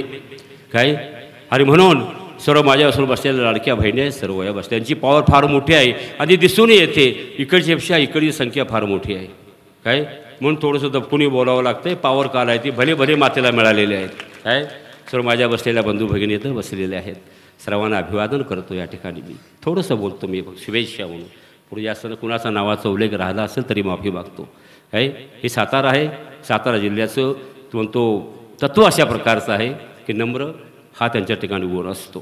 काय आणि म्हणून तुम्हाला सांगतो की आज शुभेच्छेवर यासाठी बोलावं असं वाटतं आहे की आमचे जे कार्यक्रमाचं ज्याने आयोजन केलेलं आहे ते आमचे खानसाहेब म्हणजे आमचे गोविंद, तर ते खान म्हणायचं आहे ना, रसखान म्हणायचे. रसखान जो रसकी खान हुए, बरोबर आहे ना, भजनामध्ये येतं की नाही. कृष्ण भक्त होता, प्रार्थना हीच केली, पुन्हा जर मी जन्माला आलो तर या वृंदावनामध्ये माझा जन्म व्हावा. ते म्हणजे खान तिकडचे अफजल खान अमक्या तमके घेऊ नका, रसखान आपल्याला इथं घ्यायचं आहे. आणि जे सर्व आयोजक आहेत त्यांना सहकार्य करणारे आमचे पोगोळी संस्थांचे बालकृष्णदादा आहेत, राजूदादा आहेत, सर्वजण आहेत. आणि आपण ज्यांचं गेले 10 दिवस फार सुंदर याच्यामध्ये संचलन करतात. माझ्या एका काठूच्या पुतळ्याला त्यांनी संचलन केलं होतं फार मृदू शब्दात आणि गोड आवाजात ऐकत राहावं असं वाटतं. मग अशा आमच्या मुनिवर्यांनी सांगितलेलंच आहे, तुम्हाला सांगतो काय की त्या ठिकाणी असणारे संचलन करणारे आहेत. उल्लेख मगाशी केला आमच्या सात्विक मुनींनी, आदरणीय सध्या प्रत्यक्षपणे मामांचा उल्लेख केला. काही काळ मी सुद्धा संवत्सरला होतो, बाबांच्या श्रीधानामध्ये होतो आणि मामांच्याही मी श्रीधानामध्ये होतो. एक उदाहरण तुम्हाला देतो जाता जाता आठवण म्हणून. इकडे पोती झाली आणि पोटी जाऊन मी वरती निघालो होतो. मामाने मला हाक मारली, सातारकर थांबा, सातारकर थांबा. काय थांबलो मी आणि मामाने पाठवून माझ्या खांद्यावर त्याचा हात ठेवला एक. काय त्याविषयी मी पाठ वाचला होता. कोणतरी मामाला त्या दामोदरांना कोणतरी बाहेर गेलेले होते आणि मला पाठ वाचायची वेळ आली. आमच्या स्वामींना विचारलं महादायसाने की बाईसाने विचारलं बाबा आम्ही बाबा ते चिंतू बाबा काही चिंती. ते देवानं सांगितलं बाई श्रीप्रभूची थाप चिंती, श्रीप्रभूची थाप चिंती सांगितलं. बंधूनो मामाने माझ्या पाठीवरती थाप ठेवली आणि एक शब्द बोलले, मी मरेपण कधी विसरणार नाही आहे. पाठ वाचावा तर असा पाठ वाचावा. ही जी थाप आहे त्यांची ती माझ्या आयुष्याची शिदोरी आहे. माझ्या आयुष्याची ती शिदोरी आहे. एवढ्या मोठ्या थोर सत्पात्राचा महापात्राचा हात आपल्या पाठीवरती पडतो आणि ती शिदुरी आपल्या जीवनाला एक वेगळी दिशा दाखवणारी ठरते. आणि म्हणून महापुरुषांचं स्मरण करणं तुम्हाला तर फार आपल्याला गरजेचं आहे. त्याच्याशी आपण पुढचं पाऊल टाकू शकत नाही. काय lives of great man remind us that we can make our life sublime. महापुरुषांचं जीवन आम्हाला हे सांगतं की आपण सुद्धा त्यांच्यासारखं बनण्याचा थोडासा प्रयत्न करावा लागतो. हे आपल्याला करावं लागतं. आणि म्हणून या सर्वांना केवलशी बाबांच्या स्मृतीला, संवत्सरच्या बाबाजींच्या, केवलशी माझ्या गुरूंच्या स्मृतीला, आणि बाबांचे आणि माझे गुरुजी एकच आहेत. आणि मामाजींना या ठिकाणी अभिवादन करतो, महाराष्ट्राधिकांना बाबांच्या अभिवादन करतो. फक्त शुभेच्छा म्हणून 2 शब्द बोलतो, पुढं काय बोलत नाही आहे. काय जगामध्ये आस्तिक आणि नास्तिक 2 भाग आहेत, आणि आपण सर्वजण या ठिकाणी आस्तिक या भावाने एकत्रित तुम्ही आलेला आहात. परमेश्वराचं तत्त्वज्ञान मूर्तज्ञान प्रकरण होतं आणि श्रीमद भगवद्गीता होती. काही भगवद्गीता आपल्या दुर्दैवाने आपल्याला ऐकायला मिळाली नाही. स्वामींनी माहीमभट्टाला सांगितलं, माहीमभट्ट येतील तर आम्ही आमची प्रवृत्ती बघू, भगवद्गीता वाचेल, आम्ही अर्थ सांगू. पण तो अर्थ आपल्याला घडला नाही, तो योग आपल्या जीवनामध्ये आला नाही. माहीमभट्ट काय परत आले नाहीत. परंतु या ठिकाणी गेले 10 दिवस श्रीमद भगवद्गीतेवरती मूर्तिज्ञान प्रकरणावरती प्रवचन, अनेक वक्त्यांची प्रवचन झाले, कीर्तनं झालेली आहे त्या ठिकाणी. शहाद्यांच्या बाबांच्या भाषेने सांगायचं म्हटलं तर ज्याला मूर्तिज्ञान अवगत आहे तो येतात ते स्मरण करू शकतो, श्रीचरणापासून श्रीमुकुटापर्यंत. जसं पाहिजे तसं भावनायुक्त स्मरण तो करू शकतो. आणि स्मरण हे माणसाच्या जीवनाला पूरक आहे बंधूनो. अब दुःख मिटाओ हरि देत मुक्ती और ज्ञान, ऐसे पूर्ण ब्रह्म का नाम जपो करो ध्यान. सिमरन बुट्टी प्रेम के हृदय में निचोड़, कंचन काया होत है इस बुट्टी के जोड़. स्मरण हे कर्मराठीमध्ये असो की देवराठीमध्ये असो, स्मरण हे सर्वात महत्त्वाची गोष्ट आहे. काय परमेश्वराच्या नामाचं स्मरण करणं ही फार महत्त्वाची गोष्ट आहे. की परमेश्वराच्या नामाचं जर अंतःकरणपूर्वक स्मरण जर केलं तर परमेश्वर प्रसन्न भी हो जाता है और पराभूत भी हो जाता है. अंतःकरणमध्ये धावा केला तो परमेश्वर प्रसन्न भी हो जाते हैं और परमेश्वर परमात्मा भी हो जाते. कवि एक म्हणतो की अरे खुद को इतना बुलंद कर, खुद को इतना बुलंद कर कि हर तहरीर से पहले खुदा बंदे से पूछे बता तेरी रजा क्या है. एवढी ताकद त्या मूर्तिज्ञानामध्ये, ताकद त्या स्मरणामध्ये बंधून आहे. आणि गेले 10 दिवस तुम्ही ते श्रवण करता ज्यांच्या मुखातून. ते माझे ज्येष्ठ गुरुबंधू आहेत, आमचे नाव घेत नाही, त्यांचं माझं ज्येष्ठ गुरुबंधू आहेत आणि माझ्या जीवनाचे ते एक वाटाड आहेत. याकरता मी सांगतो 1970 किंवा 72चा कालावधी असेल ज्यावेळी प्रथम मठामध्ये आलो सातारच्या. त्याच्यात मी आश्रम पाहिला नव्हता, पण ज्यांचं करंगुळीचं बोट मी धरलं आणि सातारा आश्रमामध्ये मी प्रवेश केला. मुनी तुम्हाला कदाचित माहिती नसेल, काय ज्यांच्या करंगुळीचं बोट मी धरलं आणि आश्रमाच्या गेटमध्ये आत मी पाऊल टाकलं. 70ची किंवा 72ची गोष्ट असेल, मी लहान होतो, काय लहान होतो मी त्यावेळेला. आणि ज्याने मला आश्रम दाखवला, त्यांची करांगोळी धरून ज्याने मला आतमध्ये घेऊन गेले, आश्रम दाखवला, श्री गुरूंची भेट झाली, सर्व काही झालं. पुढचं जे जीवन घडलं कदाचित काय माहीमपाटेने जसा त्या मातंगाला दंडवत घातला साष्टांग मातीमध्ये, काय आतापर्यंत त्यांच्या करांगोळीनं वाटचाल केलेली आहे आणि इथून पुढं सुद्धा त्यांचीच करांगोळी धरून मी वाटचाल करणार आहे. मी जरी आश्रमातला संचालक असलो तरीसुद्धा. त्यामध्ये अर्थात आमचे सर्व सातारकर, जेवढा आमचा परिवार आहे, काही जेवढा आमचा परिवार आहे, तर पंजाबात सातारकर हे नाव जर कुणी नेलं असेल तर मात्र आमच्या शास्त्री बाबाने नेलेलं आहे. आणि मोठे मोठे त्या कपूरथळ्यातून आमच्या मुनिवरासारखे, डॉक्टरांसारखे सगळे लोक घडले की जे पंथाचं भविष्य आहे. या पंथाचं भविष्य जे आहे असे घडलेले तुम्हाला तो आहेत की परिपक्व घडलेले असे असणारे, परंतु त्यांना मूळ कारण आहे तो सातारकर हे नाव तिथं घेऊन जाणारे आमचे शास्त्री बाबा नाव आहेत की ज्याने आम्हाला पंजाब दाखवलेलं आहे. 2 संतांनी पंजाबची ओळख करून दिली, आपला इतिहास आहे, ऐकलं का नाही. परंतु संपूर्ण पंजाबाला सातारकर ही ओळख करून दिली असेल तर आमच्या ईश्वरा शास्त्रीने त्या ठिकाणी दिलेलं आहे.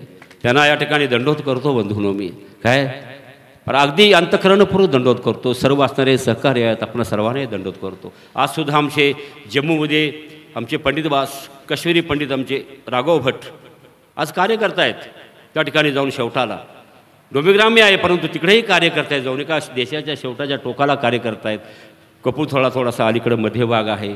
आणि जरी झालं सोलन झालं, जरी अमृतसर झालं, कपूरथळा झाला, जम्मू झालं, तरीसुद्धा आज त्या ठिकाणी सातारकर संचालक आहेत. सातारकर त्याला मात्र कारण एकच आहेत, ते म्हणजे आमचे शास्त्री बाबा. म्हणून या ठिकाणी सर्वांना एक शुभेच्छा अशा प्रकारच्या देत आहे मी. पुढचा कार्यक्रम आपल्याला करायचा आहे मुनी, पण चांगल्यापैकी आपण करायचा. आपण सगळे एकत्र त्यामध्ये येऊ. आपल्याला चांगला कार्यक्रम करायचा आहे. तुम्हाला सांगतो की नास्तिक ही भावना जर परमेश्वरी भावना जर रुजवायची असेल मनामध्ये, तर तुम्हाला सांगतो फार मोठ्या प्रमाणात आपल्या हृदयामध्ये ईश्वराचं अस्तित्व आपल्या पाहिजे. एक छोटीशी कथा सांगतोय फक्त. स्वामी विवेकानंद ज्यावेळेला प्रदेशामध्ये गेले, शिकागोच्या धर्म परिषदेला गेले आणि त्या ठिकाणी त्याने एक सुंदरपैकी वाक्य सांगितलेलं आहे. काय देशाचं त्यांनी भविष्य सांगितलं आहे, इंडियाचं त्यांनी भविष्य सांगितलेलं आहे. काय की जे भविष्य इंडियाचं ते आपण त्या ठिकाणी जोपासतो. त्यांनी सांगितलं एक फार सुंदर वाक्य सांगितलेलं आहे. ते म्हणतात की India is immortal, if she persist in search for God, if she goes politics or social complex she will die. Bharat अमर्त्य आहे, परंतु ईश्वराच्या शोधाकरता काही जर प्रयत्न करील तर जगाच्या राजकारणात जर पडला तर मात्र देशाचा ऱ्हास होईल सांगितलेलं आहे. किती सुंदर वाक्य आहे विवेकानंद. आज तुम्ही त्याच भावनेने सर्व एकत्र जमलेला आहात. संत असो, वासनिक असो, माता भगिनी असो. काय माता भगिनींना पहिला नमस्कार दंडोत करायला पाहिजे. भीती वाटते मनामध्ये. ऐकलं काय पावर काय असते, नारी शक्ती काय असते कळलेलं आहे. पण पुन्हा एकदा सर्वांना अभिवादन दंडोत त्या ठिकाणी करतो आणि माझ्या या 2 शब्दाला मी विराम देतो. दंडोत प्रणाम. दंडवत. सर्वात बोलणार जी शिदोरी दिली ती आपण निश्चित आपल्या हृदयी ठेवायची आहे. यानंतर कार्याध्यक्ष म्हणून ज्यांनी ही धुरा सांभाळली, कुमार पीठाधीश आचार्य श्री कुमारच म्हटलं बाबा, कुमार पीठाधीश जालना निवासी श्री मोठे बाबा आपले विचार या ठिकाणी व्यक्त करतील. बुलंद तोफ.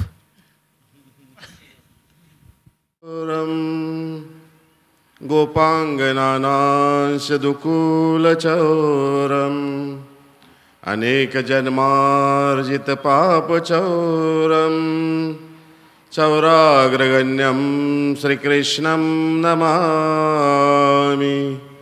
चौराग्रगण्यं श्रीकृष्णं नमामि. श्री गोपाल कृष्ण महाराज की जय. सर्वज्ञ श्री चक्रधर स्वामी की जय. आजचा हा झिरपी या ठिकाणी साजरा होत असलेला हा कार्यक्रम आणि या समारोपीय सत्राचे ज्ञानपीठाचे अध्यक्ष असलेले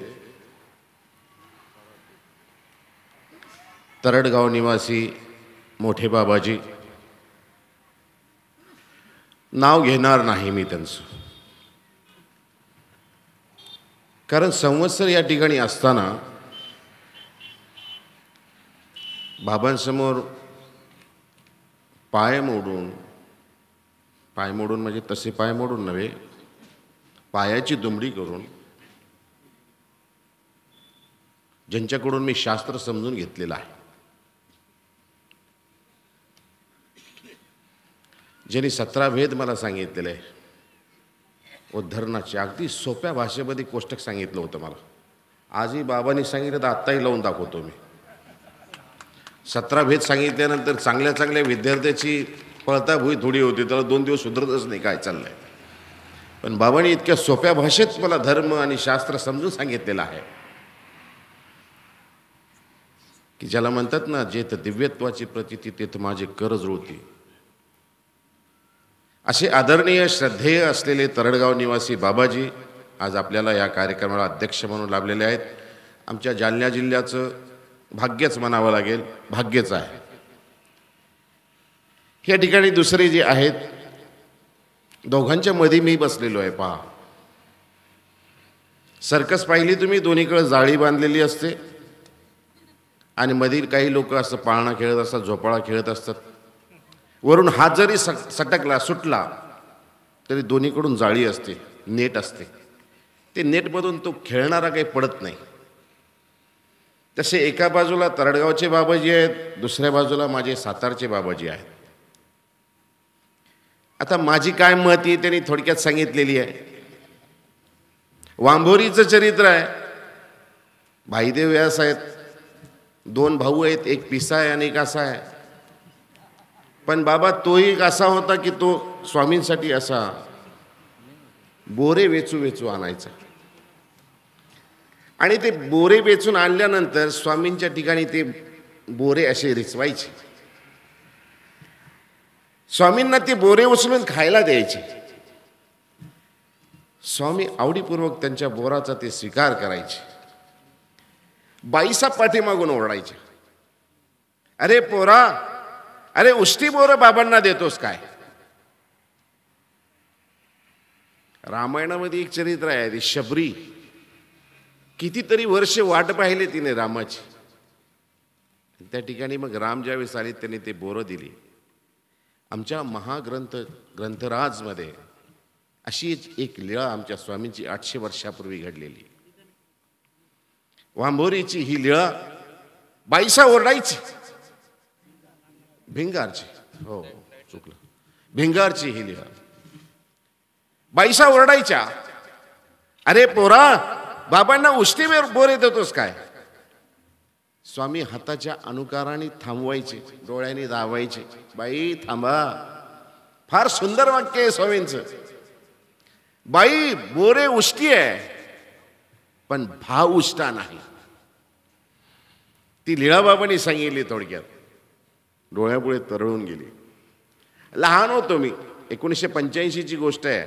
27 तारीख होती बाबा, 27/6/1985ला मी सातारा आश्रमामध्ये पहिल्यांदा पाय ठेवला. अगदी प्रेमळ बाबा, आमचे जे बाबा वर्धनस्थ बाबा होते, कैवल्यवासी वर्धनस्थ बाबा, अगदी प्रेमळ बाबा. विवेकानंदाच्या गोष्टी सांगायच्या. बाबांना प्रत्यक्ष पाहिल्यानंतर विवेकानंदच वाटायचे आमचे बाबा. बाबांचं ते पटका बांधणं, बाबांचं ते चेहरा, बाबांचं ते बुलेटवर बसणं, मला वाटलं पंथातली पहिली बुलेट बाबांकडे होती. काय असेल ते असेल, सातारा आश्रम असो की जालन्याचं श्री दत्त मंदिर असो, पंथातली पहिली गाडी जर कुठे असेल तर ती जालन्यामध्ये होती. अजूनही ती गाडी आहे. 1957चं मॉडेल आहे ते. 57ला म्हणजे 57-58ला आम्ही घेतलेली आहे, त्याच्या अगोदर 13 वर्षाचं आहे. तेव्हाचं ते इंग्रज लोकांचं, आजही ती सक्षमपणे असलेली ती गाडी, आज मंदिराचं पूर्ण वैभव किंवा मंदिरच त्या गाडीवर बांधलेलं आहे.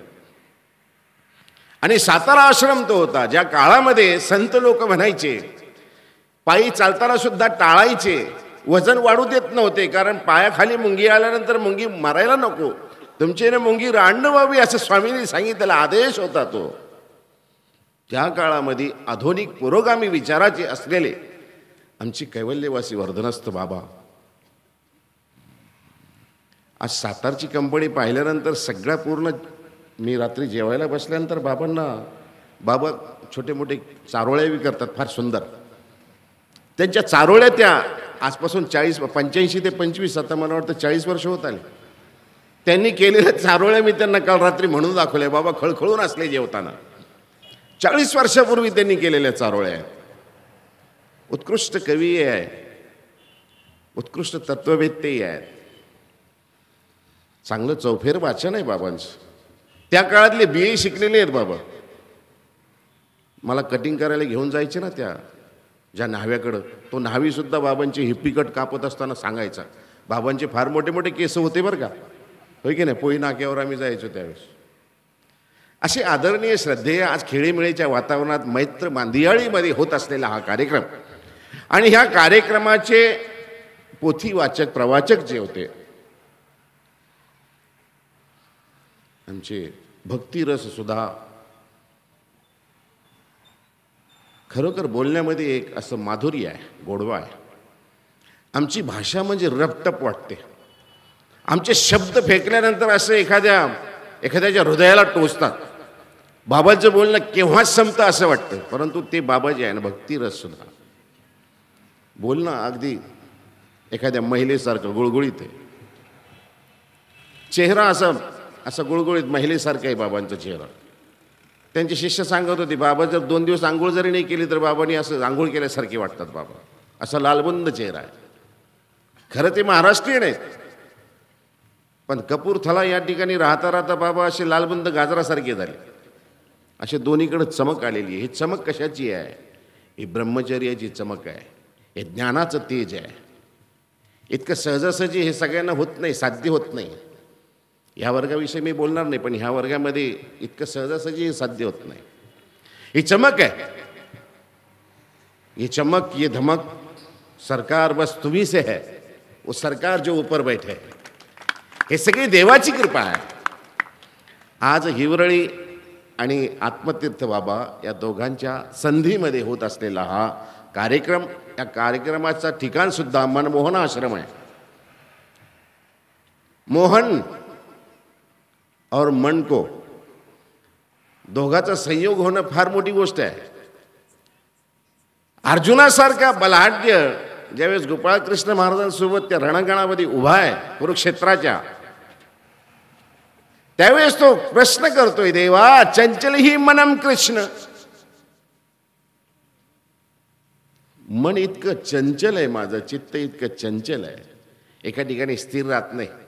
वाऱ्यापेक्षाही तुफान वेग ह्या माझ्या मनाचं आणि चित्ताचं आहे. चंचल ही मनम कृष्ण प्रमाथी बलवदृढम तस्या अहम निग्रह म्हणणे वायुरिव दुष्करम. कसं मी याला कसं आकळू याला मी, कसं माझ्या मनाला मी ताब्यात घेऊ. त्यावेळेस मोहनाने सांगितलेलं आहे, मोहना, ज्याला कशाचंच मोह नाही ना त्याला मोहन म्हणतात. जो मोहले उसे कहते हैं मोहन. मन आणि मोहन दोघांचा संयोग या ठिकाणी आहे. बाबांच्या वक्तृत्वाने या ठिकाणी होत असलेला हा कार्यक्रम मूर्तिज्ञान प्रवचन सोहळा आणि भगवद्गीता निरूपण या ठिकाणी साजरा झालेला आहे. आणि ह्या कार्यक्रमाला उपस्थित असलेले आंबेवडगाव निवासी बाबाजी, त्याचप्रमाणे जम्मू या ठिकाणी असलेले आमचे राघवदेव भट. राघवदेव भट म्हणले की एकदम आमच्यासमोर ते डोळ्यासमोर येते ते डोढरा. माझ्या घरी देव आले म्हणून आनंदाने नाचणारे ते डोढऱ्याचे राघवदेव भट. बऱ्याच दिवसापासून माझी इच्छा होती, म्हणजे राघवदेव भट आहे तरी कोण. आज पाहण्याचा योग आला. माझी आज पहिल्यांदाच भेट झाली त्यांची. काश्मीरी पंडित आहे. पहा म्हणाले, एक काळ असा होता 1990-91 मध्ये की शेजाऱ्यांनी सुद्धा, ज्यांना मित्र म्हणलं त्यांनी सुद्धा त्या काश्मीरी पंडितांना घर सोडायला लावलेलं. मस्जिदामधून ऐलान केला गेलं, इथून घर सोडून जा, नाही तर आमचं धर्म अनुकरण करा. आणि त्या काळामध्ये त्या तलवारीच्या नोकावर सुद्धा जे दृढपणे त्या ठिकाणी राहिले असे आमचे ते काश्मीरी पंडित राघवदेव भट. त्याचप्रमाणे आमचे पंचाळीश्वर निवासी या ठिकाणी कृष्णदास बाबा आहेत, लिंगमपल्लीचे बाबा आहेत. आमचे ऑर्केस्ट्रा ज्यांनी सुरुवातीला, आता जरा वेळ घेतो बरं का, आता प्रमुख वक्ता म्हणून मीच बोलतो. आता बाबा तुम्ही आता जाऊ द्या, आता मलाच बोलू द्या. हां हो ना, जाऊ द्या. आता तुम्ही काय परेशान केला आम्हाला लोण खेळायला. आम्हाला बोलायचं होतं, आम्हाला बोलूच नाही दिलं. आता वाचपा काढतो मी. हां हो, हे आमचे ज्यांनी पंथामध्ये आधुनिकतेची एक झालर लावली, ऑर्केस्ट्रा. आमच्या देवाने सांगितलं, देवगीती गावने निज गा पांड्या. देवगीतातून गाता येत नाही, गीत विखो सांगितलेलं आहे. पण तरी सुद्धा मार्गाची आवडी व्हावी, विषयाची निवृत्ती व्हावी, हे की नाही, ईश्वराची आवडी असावी, असं गीत असेल तर गायला काही हरकत नाही, असं स्मृतिस्थळामध्ये सांगितलं गेलं. हां, परमेश्वरासाठी गाऊ द्या. आमचं तुटक मोठं काय बाबा, आमचं जाऊ द्या, आम्हाला कुठं काय अभ्यास केला आहे आम्ही. असं आधुनिकतेची झालर लावून ज्यांनी ऑर्केस्ट्रा प्रथमतः या पंथामध्ये आणलेला आहे. आणि भक्तीने मला सांगा, मीराबाईला कोण होतं ज्ञान, कोण देणारं होतं ज्ञान? कोण काजे कान कवनांड्या म्हणून मीराबाईने केव्हा घोटलं होतं? कोणत्या गुरुकुळामध्ये गेली होती ती? कुठल्याच गुरुकुळामध्ये नव्हते. पण एकदा मनामध्ये त्यांनी ठाणलं, मेरे तो गिरधरी गोपाल दुसरं नको आहे. एक तारी हातामध्ये घेतली, वैभवाचा त्याग केला. अहो, चित्तोडगडची मेवातची ती राणी आहे.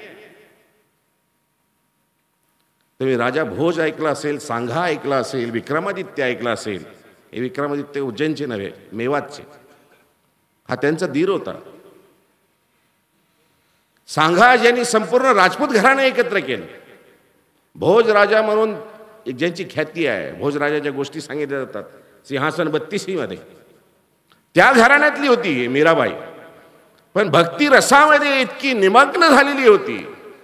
फक्त लहानपणी आजोबांनी सांगितलं होतं, हरिदासनी, की माझं लग्न कोणासोबत आहे. कोणासोबत सांगणार हो 3-4 वर्षाच्या मुलीला? आजोबांनी सांगितले, समोर मंदिर श्रीकृष्णाचं आहे ना, तो श्रीकृष्ण आत बसलाय ना, तो तुझा नवरा आहे, त्याच्यासोबत तुझं लग्न होणार आहे. तीच गोष्ट मनामध्ये ठामपणे धरते. ती भक्तीमध्ये इतकी रममाण होते की विक्रमादित्य म्हणजे दिराणं ज्यावेळेस त्यांना विषाचा प्याला दिला आणि त्याला निरोप पाठवला की हे श्रीकृष्णाचे चरणोदक आहे, मीराबाई ते हलाहल, कोलाहल, बरडसिंगी आणि असे आमचे काही 4 याच्यामध्ये लीळाचरित्रामध्ये 4 उल्लेख आलेले आहे, जे स्वामींसाठी त्यांनी विषप्रयोग केले होते. ते विषाणी भरलेला, तो जहरी विषाणी भरलेला प्याला त्या मीराबाईला दिला जातो आणि मीराबाई चरणोदक म्हणून पिऊन घेते. काही होत नाही आहे. पहा, काही फोटोमध्ये दाखवलेलं आहे की ह्या गळ्यामधून ज्यावेळेस ते विष खाली उतरतं ना, त्या ठिकाणी श्रीकृष्ण दिसत आहेत. हे भक्तीची महिमा आहे, हे भक्तिरस आहे. दिरानं पुन्हा पाठवलं. रस्त्याने नाचणारी मीराबाई, आपली भावज, आपली वहिनी रस्त्याने नाचते आहे. आपल्या कुळाचं नाव ही खाली घालवते आहे, बदनाम करते आहे. म्हणून सर्प त्या टोकरीमध्ये टाकतात आणि त्याला सांगतात ते श्रीकृष्णासाठी हार फूल पाठवलेलं आहे. मीराबाई मागचं पुढचं काही विचार न करता श्रीकृष्णाचं नाव घेते आणि त्या टोकरीमध्ये हात घालते आणि त्या विषारी सर्पाचं रूपांतर त्या फुलाच्या हारामध्ये होतं. भक्तीमध्ये एवढी ताकद आहे. आता फक्त हे महानुभावांच्या हिशोबाने आंधळी भक्ती नसावी, ज्ञानयुक्त भक्ती असावी. असं भक्ती रसाचं रसपान करवणारे देमेराज बाबा या ठिकाणी आहे. सगळे उपस्थित सगळ्यांची क्षमा मागतो. गुजरज बाबा आहेत आता. जाऊ द्या आता, सगळ्यांचं नको, लय उशीर होते, 12:30 झाले. देव आपण निघून जातील ना, देव आपण निघून जातील मग जेवण करून. आहेत आमचे भडगावचे बाबाजी आहेत, फार उत्कृष्ट भाषण करतात, फार उत्कृष्ट गीता दत्त कथेचे जनक म्हणल्या जातं त्यांना. राजकुमार दादा आहेत आमचे सोबती लहानपणीचे. आणि सगळ्यात विशेष म्हणजे यांना कोणी कुठं चुकलं असेल तर सांगायला ताबडतोब आमचे सात्विक मणी दादा वांबुरी आश्रमामध्ये मामांच्या खावणीला विशेष करून उतरलेले आहेत. त्या ठिकाणी त्यांच्या खावणीला उतरणं इतकं सोपं नाही, कारण संवत्सर या ठिकाणी मी राहिलेलो आहे, संवत्सर या सातारा या ठिकाणी राहिलेलो आहे, मी पाहिलेलं आहे सर. या ठिकाणी हा साजरा होत असलेला कार्यक्रम आणि झिरपी या ठिकाणी होत असलेला हा कार्यक्रम. झिरपी तसं जर गाव पाहिलं, हे काही नवीन गाव नाही. ह्या गावामध्ये मागच्या पिढीचे म्हणजे 2 पिढ्या अगोदरसुद्धा एक मोठी क्रांती घडलेली होती. ह्याच गावामध्ये आता जे गुंफेमध्ये बाबा राहतात ना, दर्यापूरकर बाबा, आदरणीय श्रद्धेय, ती महंतीसुद्धा ह्या ठिकाणी झालेली होती. आणि ह्या गावामध्ये त्या काळामध्ये महाराष्ट्राधिकरण ज्यांना म्हटलं जातं, बदनापूरचे बाबा, मोठे बाबा कल्लूरकर बाबा, ते ह्या ठिकाणी ठाण मांडून बसलेले होते. त्या काळामध्ये असाच गुरुकुळ जमलेला नागराज बाबांच्या इथला, आणि त्यांनी सांगितलं होतं की आता जर दर्यापूरकरी महंती व्हायची तर हे उपाध्याय कुळातला कोणी कामाला कॅन्डिडेट नको, पाहिजे असेल तर आमच्या कवीश्वरातलाच पाहिजे, आणि करायचं असेल तर आम्हीच करू, असे ठामपणे ह्या ठिकाणी मांडी ठोकून बसलेले सगळे जुने आमचे पूर्वश्री या ठिकाणी महंती साजरी केली. बरोबर आहे का 45वाले? बरोबर आहे ना? आता ती आठवण काढायला नको, परंतु हा गाव तेव्हापासून महानुभावांच्या संगतीला आहे. आज गावातली उपस्थिती कमी आहे असं नाही व्हायला पाहिजे होतं, भरभरून प्रतिसाद द्यायला पाहिजे होतं. कपूरथल्याचे बाबा आहेत, त्यांच्या नावामध्येच कपूर आहे. तर मला एक अजून सांगतो, पंजाब्यामध्ये अजून मी आमची कुकराण म्हणून 4 जाती आहेत, 8 जाती आहेत. त्या कुकराणामध्ये एक कपूर आहे, एक साहणी आहे, एक सुरी आहे, त्याच्यानंतर मल्होत्रा आहे, हां आनंद आहे. हे कुकराण लोक आहे ना, दुसरे जे होते आमचे मेहरा वगैरे आमच्यासारखे, त्यांच्यासोबत पहिले बेटी व्यवहार करत नव्हते, आता करायला लागले.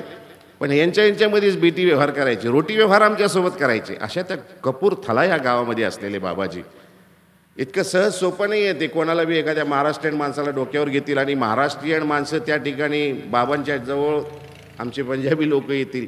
परंतु बाबांनी या ठिकाणी महाराष्ट्रामध्ये त्यांचं जे होतं प्रत्येक ठिकाणी बाबांनी जरी, बाबा मोठी माणसं आहेत, बाबांनी कपूरथला या ठिकाणी राहून बरेच विद्यार्थी महाराष्ट्रामध्ये पाठवलेले आहेत. नुसते पाठवलेच नाहीत, घडून मोडून योग्यही केलेले आहेत. आणि योग्य झाल्यानंतर आत्ताच मला वाटतं मागच्या महिन्यामध्ये हितेश मुळींची त्यांनी एका ठिकाणी नियुक्ती केली. फार मोठ्या मंदिरामध्ये जवळजवळ 4-5 कोटी रुपयाचं मंदिर बनलेलं आहे, याच महिन्यात केली.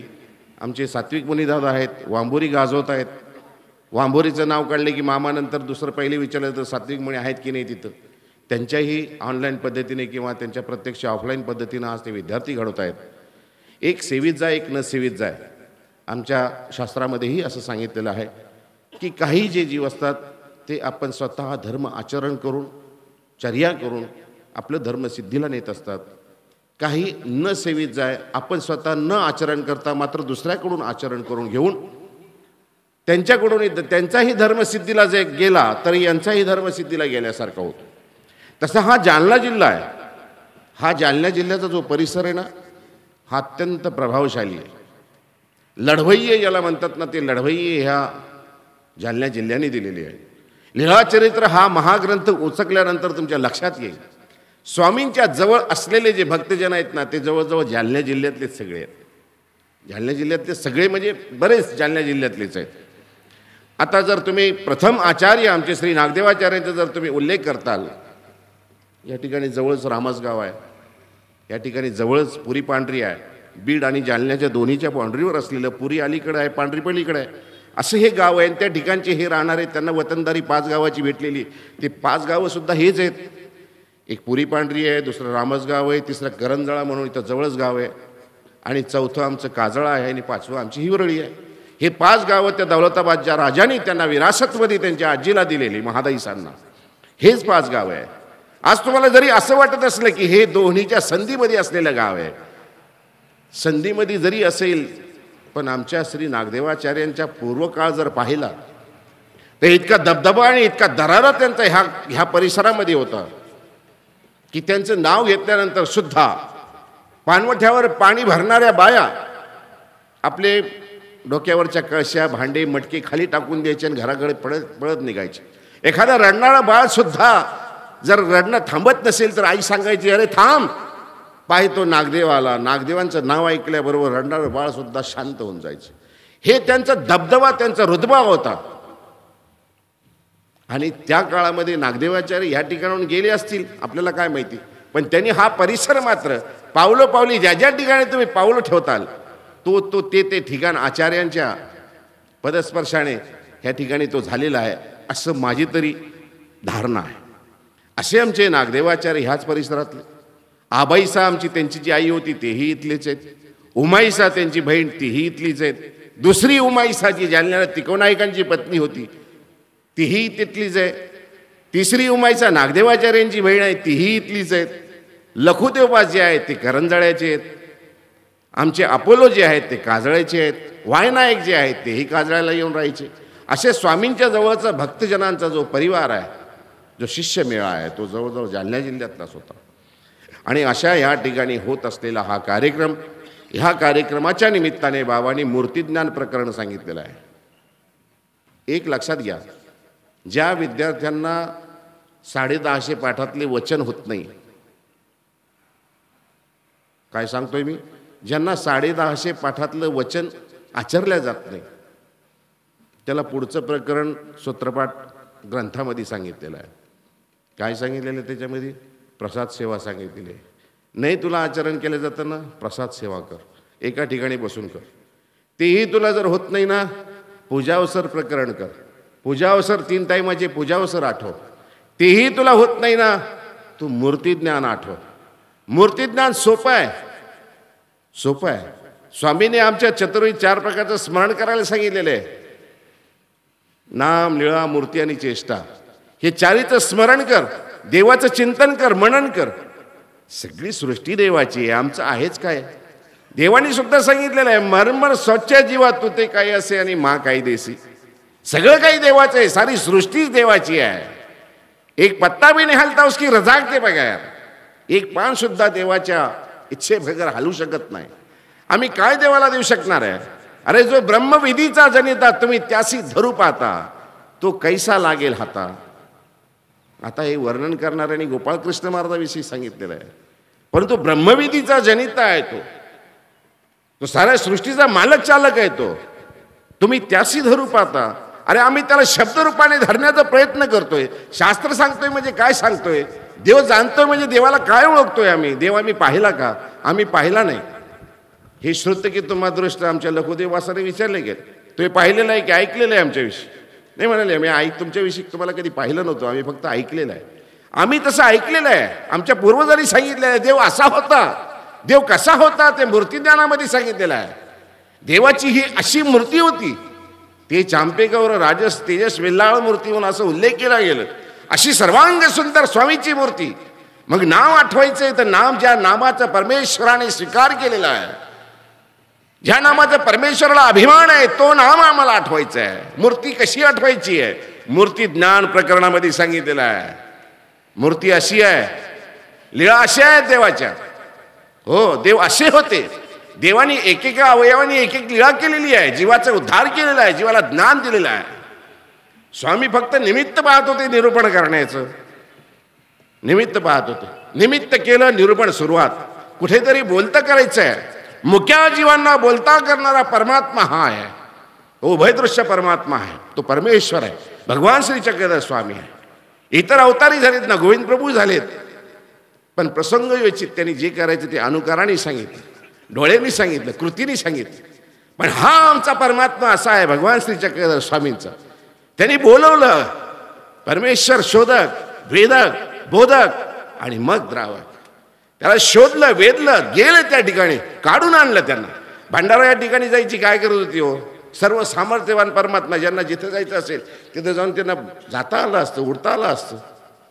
वंगबंधूंनी हेलिकॉप्टरचा शोध लावला किंवा रावणाच्या काळामध्ये होतं, हे सांगायची गरज नाही. सामर्थ्यवान आमची परमात्मा होते ना, त्यांना वाटेल तिथं जाता येत होतं. वाटेल तेव्हा त्यांना अदृश्य होता येत होतं. मग जिथं होईल, जिथं जायचं तिथं दृश्य होता येत नव्हतं काय. होता येत होतं.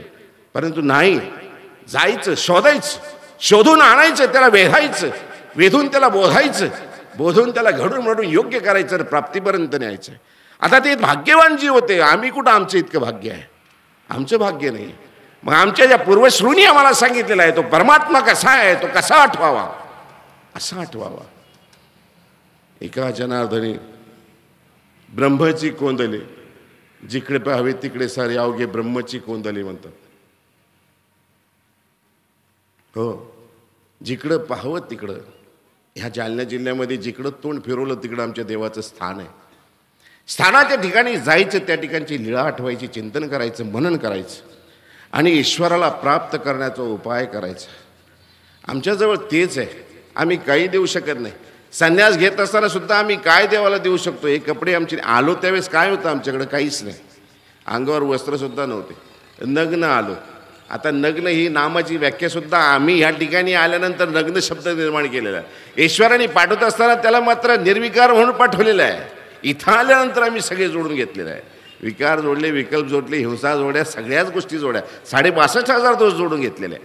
पण परमेश्वराने पाठवत असताना त्याला मात्र कसं निर्विकार पाठवलेलं होतं. ज्यावेळेस पाठवलं, आईच्या उदरातून जन्म घेतला, त्यावेळेस त्यांनी काही केलं का, काही होतं का, त्याच्या मनात काही होतं का. त्याच्यासारखा निरागस कोणी नव्हता. तसं निरागस होऊन परमेश्वराचं चिंतन करणं, मनन करणं आणि ईश्वराला प्राप्त करून घेणं, हे साधू संत हे सांगत असतात. पूर्वश्री आमचे हे सांगत असतात.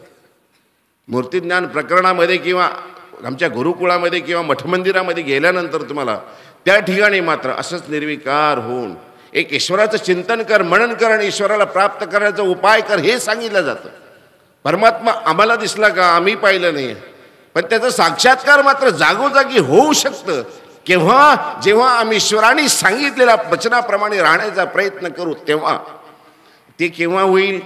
जेव्हा आम्ही देवाच्या नामाचं चिंतन करू, स्मरण करू, मनन करू, निधिध्यासन करू. 1 प्रहर, 2 प्रहर, 3 प्रहर, अष्टप्रहर, जितकं जमल जसं जमल तसं आम्ही देवाच्या नामाचं स्मरण करू, चिंतन करू, तर ईश्वराच्या प्रेमाला पात्र होऊ. प्रेमाचे 14 उपाय सांगितले. तुला जे जमल ते कर. आमच्या बाबांनी सांगत असताना सांगितलं की तरडगावला 200 मंडळी आहे. जो ज्याप्रमाणे असेल तो त्याप्रमाणे. आमचे बापू असतील, सुरेश बापू असतील. सुरेश बापू बोलायला पक्की आहे. मी म्हणलं त्या दोन खेळायला मी ऐकलं एक एक शब्द असे बोलत होते. मैं बोला बा कौन से चक्की का आटा खाता भैया, तू कहाँ से लाता हे शब्द? हे तर आम्ही पुस्तकात बी नाही वाचले. कुठून कुठून वाक्य शोधून काढतोस तू. असे आहेत, लिहिणारे आहेत. हे समोर बसलेले आमचे जे आता शूटिंग करतायत ते बी तिथलेच आहेत. आमचे बाबांनी सांगितलं भडगावचे बाबा, मी तिथं शिकलेलो आहे, मी बी तिथं शिकलेलो आहे. त्यांच्या ज्याच्यातून चक्कीचा आटा खाल्लेला आहे, त्यांच्या डब्यात ती चपाती खाल्लेला आहे मी. सुरेश बापू प्रेमाने खाऊ घालायचे, हे खाऊ घालत नव्हते, सुरेश बापू खाऊ घालायचे. हो, हे पूर्वश्रुती जी आहे, पूर्वसुरी जी आहेत, आम्हाला हेच परमेश्वराला प्राप्त करण्याचा उपाय सांगतात. त्याच बाबांनी आपल्या ह्या कपूरथल्याच्या बाबांनी रसाळ वाणीतून तुम्हाला साध्या सोप्या भाषेत, आम्हाला काय हे पूर्वसुरींना आमच्या जे आहेत त्यांना काही संस्कृतमध्ये लिहून ठेवता आलं नसतं का, केलं नसतं का? अहो आमचे पूर्वश्री असे काही होते की असे वर लिंबू फेकायचे आणि खाली येईपर्यंत संस्कृत श्लोक तयार करायचे. आमच्या हिराईचा, धानाईचा, पोमाईचा अशा होत्या की एकदा ऐकल्यानंतर पूर्ण त्यांचं पाठांतर पुन्हा तसंच घ्या. पण त्यांनी सर्वसामान्यांना समजेल असा देव सांगितलेला आहे. सर्वसामान्यांना उमजेल असा धर्म सांगितला आहे. सर्वसामान्यांना पचेल या शब्दामध्ये सांगितलेलं आहे. तेच प्रयत्न आजचे आमचे हे आचार्य श्री सगळे या ठिकाणी बसलेले आपापल्या परीने करत असतात.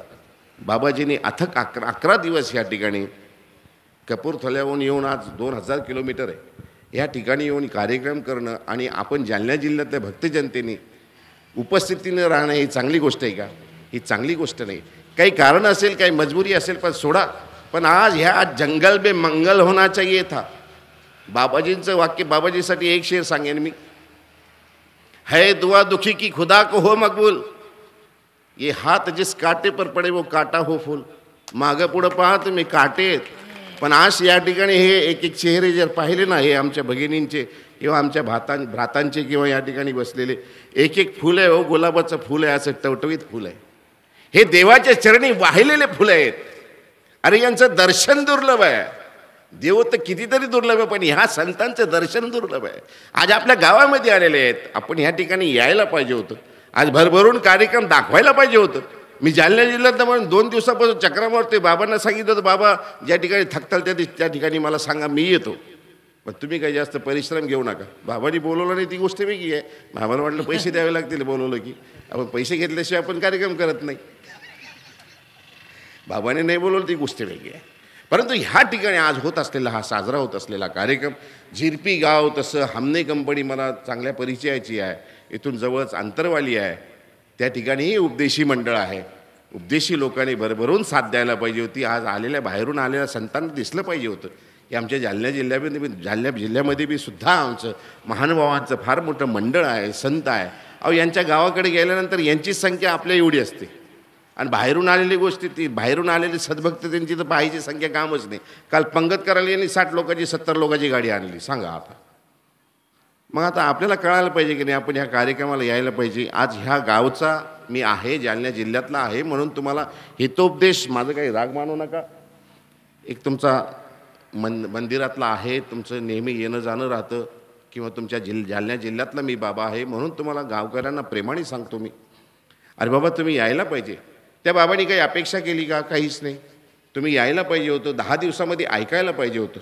संसारामध्ये आपण कितीही वेळ दिला, आयुष्य जरी पूर्ण दिला ना, तरी तुम्ही संसाराच्या शेवटी जर पाहताल ना, वय झाल्यानंतर तर खाली शून्य शून्य असतं, काही खरं नसतं.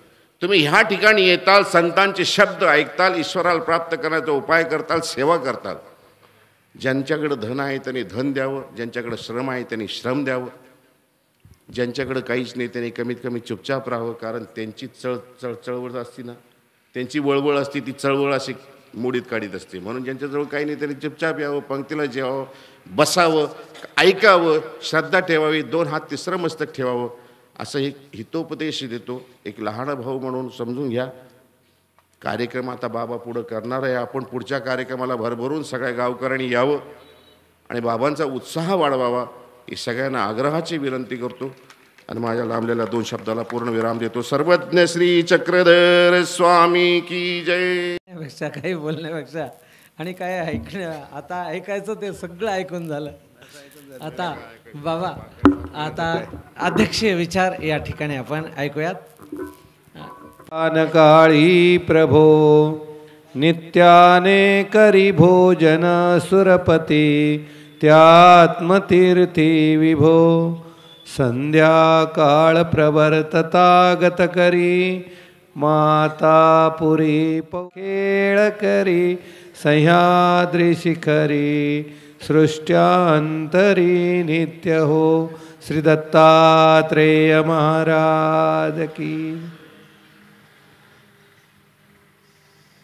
धर्मवार्ता प्रसंगे सर्वत्रावस्थान मुनिरायाचे या 11 दिवसीय ज्ञानयज्ञामध्ये परमेश्वर आपली ब्रह्मविद्या निरूपण करतात आणि मग आपण सांगितलेली ब्रह्मविद्या आपणच पुन्हा श्रवण करतात. यदर्थी गंधर्वाची उपपत्ती. आणि म्हणून जिथे जिथे धर्मवार्ता असते तिथे तिथे भगवंताचं अधिष्ठान अधिष्ठित असतं. आमच्या पूर्वपरंपरेमध्ये पोथीच्या वेळेस एक स्वतंत्र पटकर टाकून ठेवण्याची पद्धती होती की जिथे धर्मवार्ता आहे तिथे भगवंत अधिष्ठित आहेत. या 11 दिवसाच्या या ज्ञानयज्ञामध्ये इथे स्तंभाला निमित्त करून आपल्याकडून परमेश्वराने हा जीवोद्धरणाचा व्यापार चालविलेला आहे. त्या साधनदात्याची कृतज्ञता म्हणून आपण सर्वांनी त्यांना आठवण करूयात. कारण साधनदाता या परमेश्वराच्या सोबत परमेश्वरा एवढाच परमेश्वर समर्थ का परमेश्वराचं साधन समर्थ आहे. आणि म्हणून या साधन समर्थामध्ये ज्या स्तंभाला निमित्त करून अदृष्टवशे या झिरपी गावामध्ये मूर्तिज्ञान प्रकरणं आपण सर्वांनी अनुभवलेलं आहे. दिसला का देव? मूर्ती दिसली का? जे सर्वज्ञ श्री चक्रधर स्वामींच्या मूर्तिज्ञानाचा इथे आपण सर्वांनी श्रवणाचा आनंद घेतला. निरूपणातून बाबांच्या मुखातून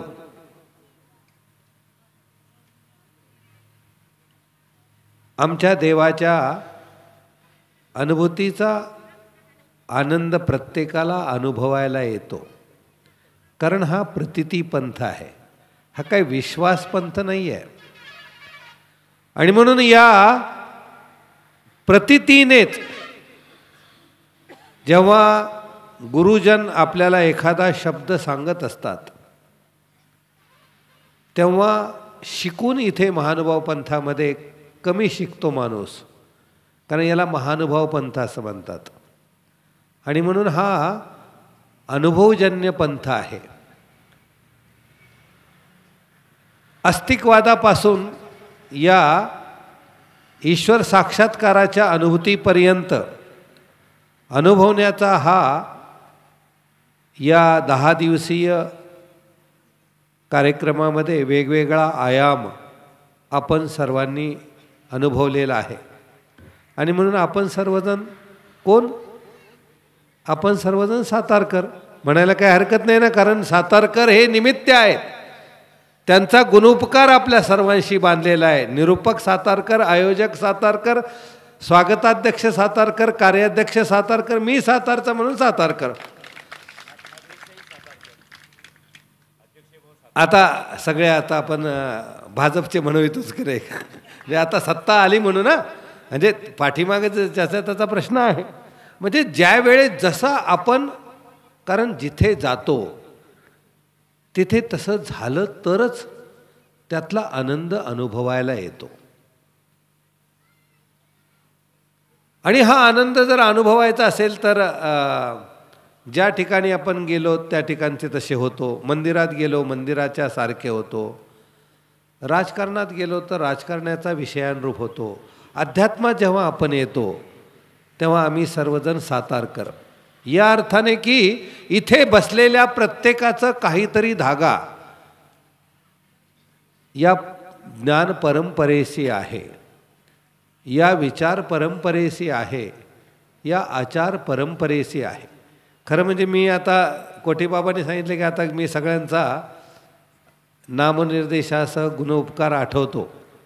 मी आपल्या सर्वांचे अंतःकरणामध्ये ज्ञान परंपरेनं आपल्या सर्वांपर्यंत ही ज्ञानाची गंगोत्री आलेली आहे. मग कोणाचा कोण निमित्त असेल, जसं मला जेव्हा सांगितलं की हा सर्व परिवार त्या कोपऱ्यात बसलेले जे बाबा आहेत त्या बाबांच्या निमित्ताने हा सर्व परिवार पुढे कर्मराहाटीतून दैवराहाटीत आला. तुम्ही आम्ही सर्वजण ईश्वर संकेताने कर्मराहाटीतून दैवराहाटीत येतो. इथे बाबांच्या दर्यापूरकर बाबांच्या संबंधामध्ये लक्कडकोटचे दर्यापूरकर बाबा यांच्या सन्निधानी आलेले जे आबासाहेब, जे पुढे या परमार्गाचे एक दर्यापूरकर पिढीमध्ये फार मोठे अधिकरण ईश्वराधिष्ठित होऊन गेलेले आहेत. तुम्हाला सांगायचा मला सार्थ अभिमान आहे की महानुभाव हा त्यातल्या त्यात बालसन्यासी जो परनिष्ठ कार्यासाठी उपयोगी पडणारा आहे. आता आपण पाहिलं की सातारकर कुठून गल्लीपासून दिल्लीपर्यंत कुठे ना कुठेतरी काही ना काहीतरी, मग तो ज्ञानाचा असेल, सेवेचा असेल, विधीचा असेल, अनिष्टापासून काढण्यासाठीचा असेल, इष्टी लावण्यासाठी असेल, 36 निमित्ते आहे. आणि मग कुठे ना कुठे प्रत्येक मन्वंतरामध्ये एक गुणोपकार आठवल्या जात असतो. अशी आमच्या वेळेत एक म्हण आहे, पूर्वीच्या काळी गावाड बिडकर ढेकळाड कपाटे. आता आम्ही असं म्हणू की ती परंपरा त्या काळात तशा पद्धतीची होती. आता आम्ही कुठल्याही ग्रस्ताश्रमी साधकांकडून जर पाहिले असेल तर टोपी घालणारा जर सातारकर एखादा माणूस दिसला तर तो सातारकर आहे. ही आमची एक ज्ञान परंपरेची आणि उठी बैसीपासून दाखवले जाणारी एक परंपरा आहे, जो लीन आहे, सेवावृत्तीचा आहे. हा झाला सेवेचा भाग. त्या पलीकडे जाऊन आहे ज्ञानाची बूज. ज्या अवताराने जी अस्तिपरी विहिलेली आहे त्या अवताराने दुसऱ्यांदा पुन्हा काही सांगायचा प्रयत्न केला तरी त्या स्वामींच्या अस्तिपरीवरून ढळताही ढळेना. की एक घास हातात घ्या, एक घास खाली ठेवा, तर ते म्हणाले नाही, हे भिक्षांना आहे, आम्ही खाली नाही ठेवणार. त्या ज्ञान परंपरेच्या सिद्धांतावर कुठेही तडजोड न करता, कारण आजच्या समाज व्यवस्थेमध्ये आम्ही पाहतो एक बाबा हे सांगतो, दुसरा बाबा दुसरा सांगतो, तिसरा बाबा तिसरा सांगतो, एकची वासना एकची अवबोध, ते तुले बहुते होती ते एकत्र ते एकची. आणि म्हणून एक वासना जी आहे ती सातारकरांच्या मध्ये तुम्हाला अनुभवायला मिळेल. म्हणजेच ज्यांच्या ठिकाणी ईश्वराचं अधिष्ठान आहे तो एकच देव एकच धर्म, त्या परस्परे परमप्रीती आम्हाला इथे अनुभवायला मिळते. आणि म्हणून आम्ही सर्वजण जसे सातारकर आहोत तसे श्री चक्रधराचे आहोत. मग कोणी वेली वर्गणीने वेगवेगळा असू शकतो, तो सर्व ईश्वर संकेताचा भाग असतो. बाबांच्या सन्निधानामध्ये आलेल्या अधिकार्याला, कल्लूरकर बाबांच्या सन्निधानामध्ये आलेल्या गुरुकुळाला, आमच्या संवत्सर शाळेतून किंवा विद्यमान असलेल्या वांबोरी संस्थेच्या तिथे काही कोणी या वेलीचा आहे की त्या वेलीचा आहे, या परंपरेशी त्याची बांधिलकी नव्हती. ती जेव्हा अदृष्ट ईश्वर संकेताने त्या अधिकरणाची जवळीक करण्यासाठी किंवा त्याचा धर्म सुरक्षित करण्यासाठी एखादा अधिकारी या जातो, तो ईश्वर संकेताने जात असतो. तुम्ही एखाद्याचा उपदेश घेतलेला असेल ग्रस्ताश्रमानी, कोणाकडून उपदेश घ्यावा, हा जेव्हा अदृष्टाचा संकेत असतो तेव्हा बरोबर एखादा अधिकार उपस्थित झाला की बरोबर तो जीव परमार्गी लागतो. म्हणजे नामधारकापासून ते परिनिष्ठ ईश्वर अधिकरणाच्या स्तंभ साधनेपर्यंत हा सर्व ईश्वरीचा व्यापार असतो. त्याला अनेक ईश्वरीच्या शक्ती काम करत असतात. मग आपण पाहिलेत की या ज्ञान परंपरेमध्ये अनेकांच्या वेदाबोधाला निमित्त असणारे एखाद्या गुरुकडे कसे पोचतात, एखाद्याच आश्रमामध्ये जाण्याचा योग कसा येतो, त्याला त्या अधिकरणाकडून 2 अक्षरे सबिजत्वाने उमटून त्या साधनेपासून ईश्वर प्राप्तीच्या अधिकारापर्यंत स्वनिष्ठ आणि परनिष्ठ दोन्ही पर्यायाने जेव्हा जात असतो तेव्हा तो ईश्वर संकेत असतो. आणि तो ईश्वर संकेत जोडण्यासाठीच आम्हाला एकत्र यावं लागतं. बाबांनी सांगितलं की आता आम्ही आणखीन एकदा मोठा यज्ञ करणार आहोत, सगळे सातारकर मिळून. आम्ही बी त्यांच्यासोबत आहोत. आम्हाला याचा सार्थ अभिमान आहे की जेव्हा बहुते मिळती एकत्र हे थोरा भाग्याचे लक्षण. एके साधे एके संते एके महंते एके गुणवंते. वेगवेगळ्या अधिकाराने जेव्हा आपण सर्वजण एकत्र येतो त्यावेळेस न करिता स्मरण, न आठविता आठवण, या पवित्रतेने आपण ईश्वराशी जोडल्या जातो. मूर्तिज्ञान प्रकरणामध्ये आपण ऐकली श्रीमूर्ती आठवली. आता तुम्ही सांगा, तुम्हाला हे तर वयोवृद्ध जे आहेत त्यांना मोबाईल हाताळता येत नाहीत, पण तुमचे नातवंड बघा, ते कुठे गेलेत का शाळेत? पण 5G तंत्रज्ञानामधली ही मुलं मोबाईल ऑपरेट करण्यामध्ये तुमच्यापेक्षा ॲडव्हान्स आहेत. काय आहे असं टेक्निकल त्याच्यातलं? म्हणजे असं म्हणतात ना, पूर्वीच्या काळी मंत्रावर चालायचं, मग तंत्रावर चालायचं, मग आता यंत्रावर चालतं, आता हे सगळं मोबाईलवर चालतं. आता षडयंत्र त्याला जोडीलाच असतं. ते षडयंत्राशिवाय तर ते हे सगळं राजकारणातला तुम्ही पण आपण पाहतोच. मुद्दा हा आहे की परमेश्वराच्या श्रीमूर्तीचं मूर्तिज्ञान हे प्रकरण एक 12वं प्रकरण आहे. तुम्हाला माहिती असेल, हे सगळे जाणते ब्रह्मविद्येचे सगळे बसलेले आहेत. 12वं प्रकरण कोणतं आहे? मूर्तिज्ञान. बाकीचे अस्थिपरिपाठ, आचारार्थ, आचारमाळका, अर्थांतर, दृष्टांत 12वे सांगितले ते आचारीच्या आचारी गेले, विचारीचे विचारी गेले, आणि 12वं प्रकरण मूर्तिज्ञान. म्हणजे मूर्तिज्ञान जर तुम्ही अभ्यासलं तर सर्व प्रकरणं अभ्यासल्याचा आनंद तुम्हाला अनुभवायला मिळतो. बाबांच्या भेटीमध्ये जो संवाद झाला की बाबा म्हणत होते की मी बोलत नव्हतो, परमेश्वर माझ्या मुखातून बोलवत होते. आणि म्हणूनच महानुभावांच्या या ज्ञानपरंपरेमध्ये परमेश्वरच जीवाला दानदातृत्व करण्यासाठी बोलवित असतो. आणि या बोलविण्याच्या या प्रक्रियेमध्ये अधिकार्यासुद्धा तेवढाच अधिकाराने घडलेला पाहिजे. आमच्या सर्वज्ञ श्री चक्रधर स्वामींच्या अनेक विशेषणामध्ये आपण पाहिलं असेल की डोमेग्रामला, आता मी डोमेग्रामला जाऊन आलो, मला तिथे अचानक ती स्फूर्ती झाली की सर्वात जास्त स्वामींना कर्मनाशाचा आणि ज्ञानदातृत्वाचा अभिनवेश तुम्हाला डोमेग्राममध्ये दिसेल. सकाळी निरूपण, दुपारी निरूपण, रात्री निरूपण, झोपल्यावर तरी निरूपण.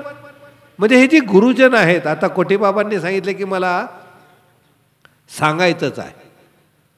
म्हणजे हा जो अभिनवेश असतो तो आम्ही श्री चक्रधराचे अनुज आहोत. आम्ही श्री चक्रधरांचे कोण आहोत? त्यांचे वंशज आहोत. त्यातला गुण काही ना काहीतरी आमच्याकडे असणारच आहे. आणि म्हणून या ज्ञानपरंपरेमध्ये जेव्हा एखाद्या अभिनवेशाने एखादा संत तुमच्या बुडत्या अवस्थेला, बुडते हे जन न देखवे डोळा, जसं ते कथा मी सांगणार नाही तुम्हाला, पण विंचू पडला तो संताने वर उचलला, त्याने सर्पदोष, त्याने विंचवाचा व्यथा करावीच. त्याचं काम ते आहे. काय? विंचवाचं चावणे हा त्याचा जर धर्म आहे, तर संतांचा, आमचा महानुभावांचा धर्म आहे की तो तुम्हाला वाचवणे आहे. आणि या भवसागरातून दूर करण्यासाठी आयोजकांसह ज्यांनी या नियोजन व्यवस्थापनामध्ये झिरपी गावाला जी ज्ञान परंपरा आहे, सेवेची परंपरा आहे, त्या सेवे परंपरेमध्ये आपण सर्वजण या ज्ञानामृतामध्ये सहभागी झालात. कळतंय की नाही कळत, परंतु ज्या परिसरामध्ये संत आपली साधना साध्य करत असतात, त्या देशाच्या, त्या परिसराच्या मध्ये पवित्रता येते. यस्मिन देशे वशे ज्ञानी योगी स्वाध्यात्म चेतस. आणि म्हणून या झिरपी गावाला जी ज्ञान परंपरा आहे, सेवा परंपरा आहे, त्या सगळ्या सेवा परंपरेमध्ये तुमचा धर्म सुरक्षित राखण्यासाठी आणि संवर्धित होण्यासाठी या संतांचं, या धर्मसभेचं, या धर्मवार्तेचं अभिष्टचिंतन आपल्या सर्वांच्या पाठीशी आहे. आपला धर्म सुरक्षित राहावा आणि आपल्या धर्माने सुरक्षिततेतून अनेकांचा धर्म वाढावा, अशा प्रकारचं आम्ही हे गुरुजन आपल्यासाठी अभिष्टचिंतन करतायत. आणि ज्या बाबांच्या मुखातून हा ज्ञानयज्ञ आपल्यापर्यंत सगळ्यांना उपलब्ध झालेला आहे, ते सर्व गुणोपकार तुम्ही आपल्या जीवनामध्ये आठवण ठेवा. जीवनातल्या एका या दर्शन सोहळ्यातून सुद्धा तुमच्या जीवनामध्ये परिवर्तन आहे. बाबांची ती दर्शनीय श्रीमूर्ती पाहिली तर कदाचित उद्या तुम्हाला एखाद्या, आता आपण पाहतो की बऱ्याच वेळा इथे वैनार्चन सोहळे होतात, हे ज्ञानाचं पूजन असणारे सोहळे आहेत. या अशा प्रकारच्या एखाद्या संतांच्या दर्शनाने, एखाद्या मार्गाच्या वेधाने आपल्याला प्रत्यक्ष परमेश्वराच्या श्रीमूर्तीच्या दर्शनाचा अनुभूती, आनंद आजही अनुभवायला मिळतो. आणि म्हणून कोण कहता है की भगवान आते नहीं, तुम मीरा के जैसे भुलाते नहीं. आणि म्हणून या सगळ्या ज्ञान परंपरेमध्ये आपल्या सर्वांना श्रीमूर्तीचं दर्शन, अनुभूतीचं दर्शन का होईना, परंतु ते व्हावं असं प्रभू श्री चक्रधरांच्या श्रीचरणी प्रार्थना करतो. खरं म्हणजे या सेवेचा सन्मान मला देण्यात आला, ते आपल्या सर्वांचं आप्तृत्व आहे. तो सर्वांचा आपला आप्तृत्वाचा, स्नेहबंधाचा धागा, परमप्रीतीचा धागा आपल्या अंतःकरणामध्ये मी सदैव जपत राहील अशी कृतज्ञता व्यक्त करतो आणि आयोजकांचे धन्यवाद व्यक्त करतो. अण्णांनी या सगळ्या कार्यक्रमामध्ये जो आपल्या सर्वांना एकत्र आणण्याचा आनंद घेतला, त्यांना बी अभिष्टचिंतनासह त्यांना धन्यवाद देतो आणि माझे 2 शब्द संपवितो.